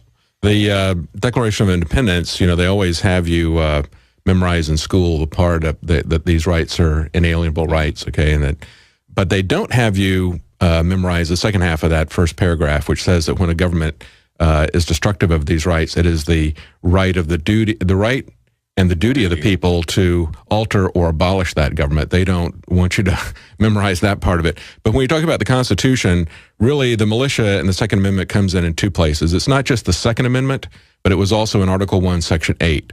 And what it said there was that the federal government would not organize an army and fund it for more than 2 years at a time. They were allowed to organize and fund permanently a navy to protect our borders and protect us from invasion. But they understood that a standing army, and if you look at the Federalist Papers and the debates on the Constitution, you'll see that they understood that a standing army would eventually be used as an instrument of oppression. They had already experienced that from the British, and they knew that that would happen again. And so they did not want a permanent standing army. And you can see that in the farewell address of Eisenhower that he was very concerned about that, about a permanent military-industrial complex and how that was going to be run for profit. So that's something that is really kind of came into play after World War II. We've had a constant standing army, and it's been involved in constant war ever since then. And now that war is coming home. Now that military-industrial complex is starting to fund itself with domestic operations, and we're going to see that happen. We'll be right back in just a few minutes. We're going to take some more calls. All right, we're back. I'm David Knight, joined in the studio here with Jakari Jackson, and we're taking your calls. And let's go right to Mike in California. Mike, had we talked to you before, or is this a different Mike in California? No, this is a different Mike. Okay, how you doing? Oh, good. Hey, first of all, you guys are playing some great music for the intro. Thanks. But I just wanted to say, I caught something in the FBI press conference after they caught the suspect. Reporter asked, how did the suspect get away? And they said he got away on foot. So if he got away on foot, then how is it possible that he also ran over his brother trying to get away? Yeah, that was real iffy to me because there's speculation that maybe he was driving and then hopped out the car, then proceeded on foot. But even if he did proceed on foot, I mean, with that many officers around, I mean, the dragnet of that, I'm just not sure how he could get away with that many officers around him, especially if they had any type of helicopter coverage. Yeah, and even with the house-to-house Gestapo tactics that they were doing, pulling people out of their houses at gunpoint, they didn't find him. Yeah. It was the guy who said, hey, I think there's somebody in my boat. He turned him in. I mean, it's citizens who found him. Right. Anything else you wanted to say, Mike? Yeah. Well, first of all, they were also already engaged in a firefight, so I don't see the guy getting away without being shot. But also, I'm wondering, Michelle Obama has no official capacity whatsoever. She's not elected. She has no authority whatsoever. What right did she have to go in there and see somebody that was a person of interest in a massive terrorist plot without, how did she get in through the back door into this hospital like this? Well, why? It's just a photo op and, something to talk about. Just like you said, she has no elected office. She's, the wife of the president. Yeah, absolutely. Well, thank you, Mike. Appreciate it. Let's go to Josh in Georgia. Josh, are you there? Hey there. Hey, how are you? What you got? I've been better. The events of the last week are it's horrible.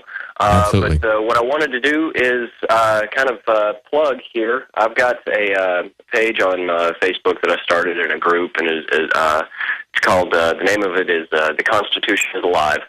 Granted, I know it's not a living document, but if the Constitution dies, so does this country, is the idea that I was going with.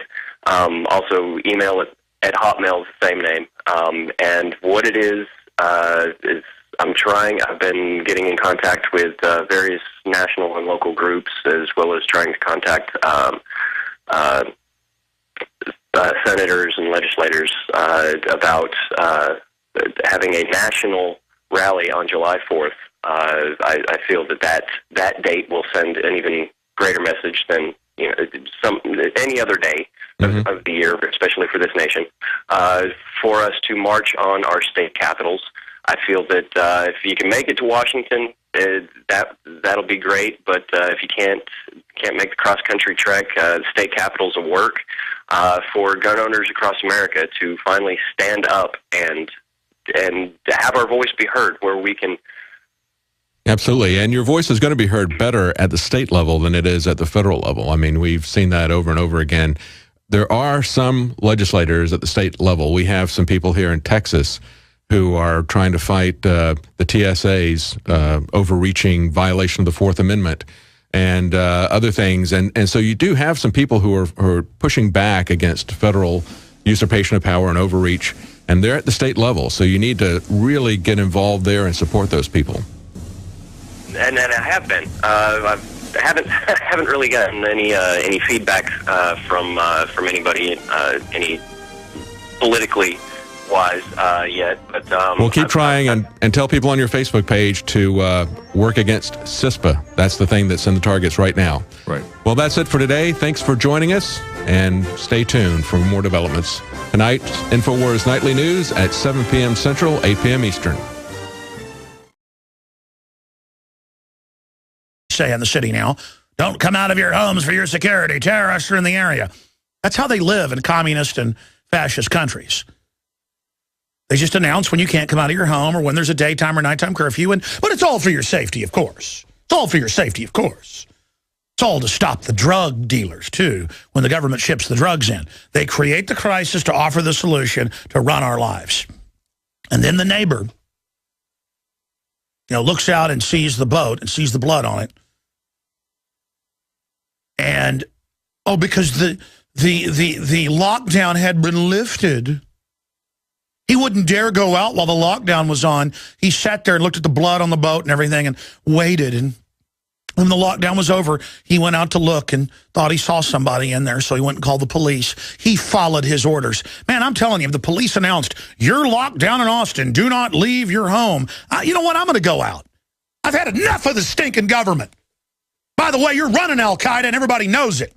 130-something mil. Will you guys pull up this Associated Press? It's from my stack yesterday. 130-plus mil given to the Syrian rebels last week. Al-Qaeda murdering Christians en masse. And then, here's the big smoking gun of a bunch of them. I'm going to try to walk through this. I'm going to do the timeline in the next segment. I'm so wound up today. U.S. providing, $123 million more in aid. That's Politico. I guess the last funding was $130 million. To Al-Qaeda. I wish somebody locked Washington down and we could arrest all the criminals there. It's one thing the police say, we believe a bank robber's on this block. Please don't come out of your home in this area. But when you lock down most of a city and then outside the city, it's a joke, folks. It's a bunch of grandstanding. Military coming to your house, coming in, and I've got all these videos up on Infowars.com of pointing guns at people. And it's all part of their cult. Government always creates cults of doing what we say. And finally, every culture says, bring your firstborn up to the temple, we're going to cut their heart out tomorrow. And people say, government said so. So you bring your little kid, the Druids, you bring your little kid out to a bonfire. That's where the term bonfire comes from. They'd have it sizzling hot. And they'd grab the kid by the arms and legs, usually like 10-year-olds. That was one of the most popular with the Druids. Young boy. And 1, 2, 3. Throw him into a big fire. Isn't that nice? And government said so. I mean, they're doing it for your safety. The crops won't grow if you don't do it. We come back, I'm going to settle down and go through it all. I've got to just settle down here. By the way, thousands of 9-month-old babies reportedly butchered until the sewage lines always had to be pumped out with their little parts. And guess who? When I saw this, I didn't believe it. I went and looked it up, and it's true. Guess who owns the abortion clinic where they where they would put babies in the toilet to drown? And they would struggle and try to swim and fight for their lives. Oh, guess who? The Attorney General. Anything dirty and bad, they're involved in it. Fast and Furious, you name it, but they wouldn't be involved in this. All right, ladies and gentlemen, we are back live. Thank you so much for joining us. And we are showing video to TV viewers of what looks like about 20 police firing en masse with 223s and 308s. Over and over and over again into the boat. And then waiting about an hour and 45 minutes for him to bleed to death. And by the way, there's even more of this footage, but it has cuss words over it, so you're only seeing about half of it, of the sustained fire, where it appears they load and reload their clips 3 or 4 times. Let's be conservative, 15 officers or so. So you can see a whole line of flashes, or it looks about 50 yards, firing into the boat, hopefully killing Patsy number 2, while telling everyone that they sure wanted him to be alive. And then, of course, you've got the other brother. You've got the other brother watch the video and say, there is clearly a Fed putting his earpiece in and talking, and because these guys all think they're James Bond, they act overly, tough and cool into the role. You see the cops all posing and sticking their jaws out as they order citizens out of their houses at gunpoint. This is all part of drama queening. And there's feds in that video they released, clearly drama queening, playing the part of secret agent. When they should have had their shirts hanging out, should have been picking their nose, should have been sitting there with a whiskey bottle, in a bag, and then like picked up a phone and dialed it like they were mentally ill. Then you wouldn't have been spotted, feds. You should have been sitting there with trash all over the ground, up against that wall with a beer can. Instead, you're playing secret agent. I mean, you guys are a joke. Because it's all part of your template that you've arrived. I go to 007 movies and stuff, and like half the theater is filled with cops. I went to Olympus Has Fallen, and it was just full of cops. Full of cops. And walking out, I said, hey, you're cops. And they're like, how do you know that, Jones? And I'm like, come on. Look at your body language. You're in here for your brainwashing download of the imaginary terrorists that are everywhere, and you're Hercules fighting the seven-headed Hydra. I mean, you're there in a brainwashing chamber, being brainwashed to be given ancestral programming, psychological programming of simulated terror attacks that do not exist. And the cops have like tears in their eyes in these movies, and cops are listening, you go and do it, and they're all sitting back watching in the theater while the real war, by the way, is going on all around you. You go and you watch Batman fight the terrorist. I mean, it just goes on and on and on. And that's all this is. So I'm going to try to regroup. I mean, I'm doing a pretty good job, I think, but it's just my mind is exploding in thousands of directions, and try to just give you the timeline. That's probably the best way. I did a great presentation right before I went live on air. I had Rob Dew recording me so we can get all the documents together to get me ready for a special report tonight on the Nightly News. And I recorded it onto his iPhone audio of the whole timeline. And I just gave dozens of points. And then once I get on air, I've only gone over basic ones. But I haven't gotten to the big enchilada yet, or I didn't point it out properly. They knew who these guys were when they released their photos to you. Oh, help us. Here's the only guys you have to look at. Who are they? You know who they are. They were at least double agents.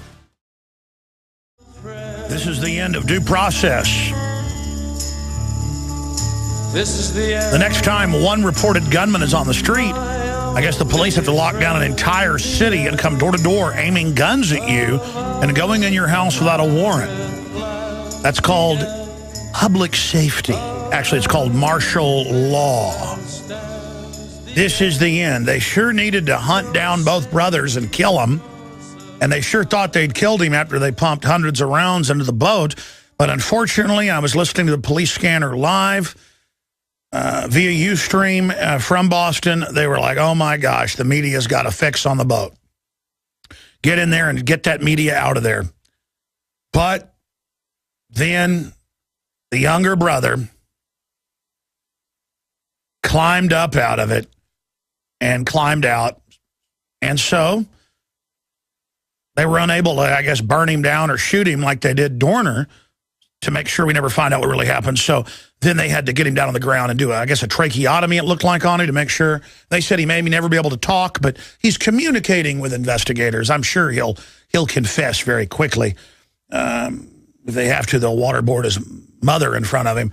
And again, I'm not saying they might not have actually been part of the drill, planted something. They could even be real double, triple agents, as Debka file in Israel is reporting. But what I told you is now confirmed. There was a big, fat drill with 400 military, just National Guard, a bunch of other military in plain clothes, FBI, 2,000 police, on that route, and hundreds of them at the end, and it didn't protect you. So I don't want to lose my rights. And by the way, the martial law isn't what caught him. It was outside the search cordon area of much of the city, and it turned out finally, after the people were allowed out of their lockdown, it's all prison planet training, you're locked down when the scanner, and the police were freaking out that media had gotten into a warehouse across a body of water nearby and were videotaping what was going on with live feeds. And obviously, you then started seeing that on the news. And then they pumped a bunch of bullets, looks like hundreds of bullets if you look at the boat, into it, obviously trying to kill him. Then they get over there, and then the police are panicking because now media they tried to keep out had footage of what was happening. So they pumped hundreds of rounds in, obviously trying to kill him. Then he stands up miraculously. And don't worry, though, 5 minutes later, he's being trached, and they're cutting into his throat to save him. And then they've sedated him. And then now he's reportedly, and again, all these articles I'm mentioning are up on Infowars.com. Then they start interrogating him now, the special national security feds that are there. These are people on record that will torture children in front of their parents to get fake confessions. Khalid Sheikh Mohammed confessed to bombing buildings that weren't built until 4 years after he was already in jail. He might have confessed to killing Jesus 2,000 years ago. He might have confessed to killing Lincoln and blowing up the Lusitania and firebombing the Reichstag in Germany in 1933. He might have confessed to, being mean to Santa Claus one Christmas morning. Again, fake confessions, fake news, fake WMDs, fake. Now, again, there's so many data points here. I'm going to try to go over all of these for you, but here's what we know. The FBI 5 years ago visited the families of these young men to cover their butts, as they normally do, to create a history and a ledger that they were indeed watching the older brother and then recently the younger brother. 2.5 years ago, in 2011, they visited them because the Russians blew their cover. That's what the Russians do, and said, we're putting in a national security Interpol complaint on these brothers going to Dagestan and going to Chechnya. And by the way, they're using aliases. And we know that through Interpol. Because the West has spent billions of dollars in Dagestan and in Chechnya and in surrounding areas, funding what is known as the Jihadi Wahhabist Crescent. And they have a man known as the Chechen bin Laden. Guys, type in Chechen bin Laden. This is who the brothers went to try to make contact with. And so they could get in and out of the country. Magically, they were able to get on aircraft and things with fake names. And now there's a whitewash going on that. Now, I told you it would end up that they had intelligence connections, not just FBI visits. Now, you want to go further? Because this is the biggest piece of the puzzle of hundreds that no one is even talking about.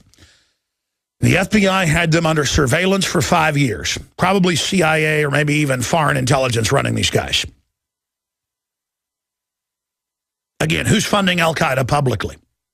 Again, who just gave $100+ million last week to the Syrian rebels? The State Department. It's over $1 billion now total the last 2.5 years they've given them publicly. That's known al-Qaeda being funded to again, take over countries. What is the West doing to Russia? Radicalizing Muslims, but also sending in infiltrators to keep tabs on them. And who do they use? Young men from England and the United States and Germany. Now, these guys suddenly had money. They suddenly, they were flashy, always dressing like playboys, going through women like they were Cracker Jacks. These are not practicing Muslims. And that's why their father says it's a setup and that they've been set up. Do you understand that, ladies and gentlemen? This is just like Muhammad Atta, at the strip bar 2 nights before, who it turns out, ladies and gentlemen,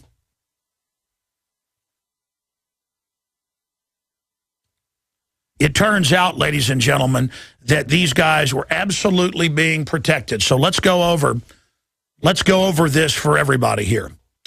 The FBI is saying, did not know who they were. Here are their photos. Help us find them. We don't know who they are. Here's video. Here's photos.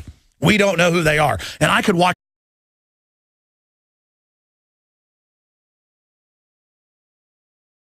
It is your PrisonPlanet.tv memberships that fund so much of what we do here on this operation. And then we're more than happy for the TV show after it's aired live, then be leaked out onto the web to tens of millions of people. That's our goal.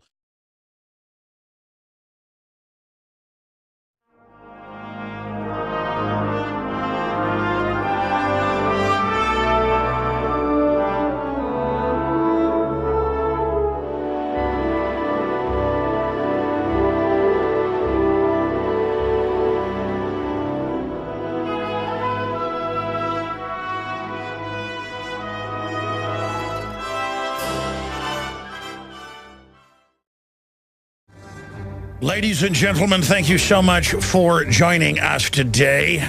Obviously, there are a lot of big world events we're going to be breaking down and a lot of huge news stories that have been ignored because of the tragic bombing attacks in Boston and now the ensuing government power grab orgy that is going on. The total wide open border amnesty, 800-page plus bill, CISPA passing the House, Russian or Chinese-style net censorship, in the words of tech analyst Declan McCullough at CNET News. I mean, even Google says it's draconian. That is rocketed through the House. Homeland Security to be given even more autonomous power from the more and more ceremonial Congress. Manipulations of gold downward. Definitely the big mega banks are using paper gold in naked shorts to drive down the physical gold to hide the inflationary thing going on with paper currencies. We've got that. We've got federal furloughs hitting nation's biggest airports. We've got all the latest on the bombing. It is all coming up today. And former NSA analyst and before that submarine warfare expert. And, of course, he worked for a bunch of other big companies and has been reporting on congressional national security issues for over a decade. Wayne Madsen is going to be giving us his take on this situation. And we also have Joel Skousen on, who was on a few days after this happened last week, also a national security analyst of substantive gravitas. Joel Skousen will be joining us in the last 30 minutes of the transmission today to give us his take on all of this. But regardless of whether this is a staged event or not, you know this power structure is coming after your liberty, coming after your freedom. You know that. And you know they're going to sell tens of billions of dollars of robots. And you know they're going to sell more armored vehicles. And you know the military-industrial complex, most of it foreign, is going to use this to turn America upside down. Now, obviously, day one it happened. I said, let's look for drills. Let's look for stand-downs. Let's look for multiple patsy groups. Let's look for setups. And let's follow who they say they believe it is. And the media said it's going to be a right-winger lone wolf. And they said, okay, they've made an arrest. Our word is right-wing lone wolf. You gun owners are going to get the blame. We got you. But because of all the photos out there, I think the evidence is clear. They said, okay, we haven't made an arrest. We're letting the person go. We're shutting the courthouse down. Panic, kick the media out. And then the next day bring out the patsy photos. And people are like, oh, but they said they had a firefight with them. Now witnesses, and these articles are up at Infowars.com, say, no, the naked guy being put in the car was the older brother. No, they later saw him get run over by the police. And then you notice the younger brother gets out of the boat, climbs out of the boat, and then minutes later is getting what looks like a tracheotomy. And now he can't talk too good. And I'm sure after enough electroshock therapy, he'll say whatever they want. These guys clearly, and this fits the exact MO we've seen, are double agents, triple agents. And the Israeli press, Debka File, is saying that. Now people will say, how dare you say it wasn't a totally staged deal? That is a stage deal. I mean, 7/7, they were young, secular-style Muslims mainly, liberals, who it looked like were getting extra paychecks with MI5 and MI6. Well, that came out. And were being handled by a SWAT, a high-level al-Qaeda operative, who was also MI6 and is still allowed to travel in and out of England. He reportedly was their handler. Now, that's London Telegraph, Fox News. And again, that's just one case I'm giving you. It's the same story over and over again. Look at Benghazi arming the al-Qaeda. Look at what they're doing right now in Libya and Syria. And then when they attack us, it's like, hey, come out of your house with your hands up. We have video coming up of citizens coming out with their hands up in their homes with the cops aiming guns at them. That is totally illegal and a bunch of bull and a power grab. Monday through Friday from 11 a.m. until 2 p.m. Central Standard Time. We're here live on the radio, simulcasting video at InfoWarsNews.com and PrisonPlanet.tv, and we return every weeknight, 7 o'clock Central, 8 o'clock Eastern with Infowars Nightly News. I want to try to be calm here and then open the phones up to take your phone calls until the bottom of the next hour when Wayne Madsen, journalist, award-winning researcher, former NSA analyst, joins us, a National Security Agency analyst. And then Joel Skousen of World Affairs Brief, Marine Corps aviator, researcher, nephew of Cleon Skousen, obviously, and the Naked Communist. He is going to be joining us as well to give us his latest breakdown on all of this. The big question is where to begin today. I told you over the weekend what the big news would be that Glenn Beck was going to be putting out about the Saudi Arabian, and it's that the White House is involved in a cover-up. Now, they could be doing that cover-up to create a rabbit trail to Saudi Arabia, even though the foreign Saudi press is reporting this Saudi gentleman that was injured, the young man, is hooked into the royal family and did get visited by Michelle Obama. And there was an emergency meeting with the Saudi foreign minister, and the files of this guy are being altered and changed. That's coming out, and they are planning to deport him. They are planning to deport them. So dead men tell no tales, and people deported back to their own country obviously will tell no tales, at least where the media can pick it up here. Now, all that said, I'm going to address that later because I put a video out on it yesterday, predicted what will be released because it was already released. It was already in the news last Friday that the White House is covering this up in a bunch of other newspapers. And it's already in the news that the White House is acting very suspicious. Now, getting away from that report right now and getting into the big issues that we're looking at right now. We can punch this up for TV viewers. The aunt says that the older brother, she says the naked man in the video being seen put in the patrol car is him. The other brother was partying and you know, the night before all this happened, like he normally did, you know, drinking and smoking pot and stuff, according to his friends. Was not a practicing Muslim, by the way. But they were pretty full of themselves and had a lot of extra money.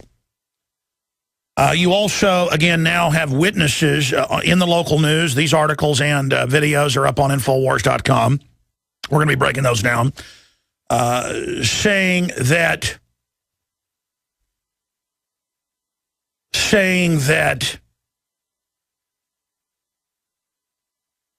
again, they tend to throw news articles up on screen. I tend to look at those articles, start reading those articles, and getting distracted. The article I'm going to put up, is my computer punched up right here? Because this is the one I want to put up here. Yeah, the aunt claims naked man in video is him. And then you look at the video and you see the face on the person going into the car. It looks just like them. And then you've got other local news and witnesses reporting that the police ran him over in the car and sat there pumping rounds into him on the ground. And if you look at what happened to the other brother, he's reportedly in the boat. I was listening to the police scanner live 5 minutes before I went live Friday night at about 6:50. I went on early because I was listening to the police scanner you know, via Ustream, actually watching it. The guy had the Ustream set up there in Boston with the scanners, with millions, 2 million people were listening to it when I was watching it, with the camera on the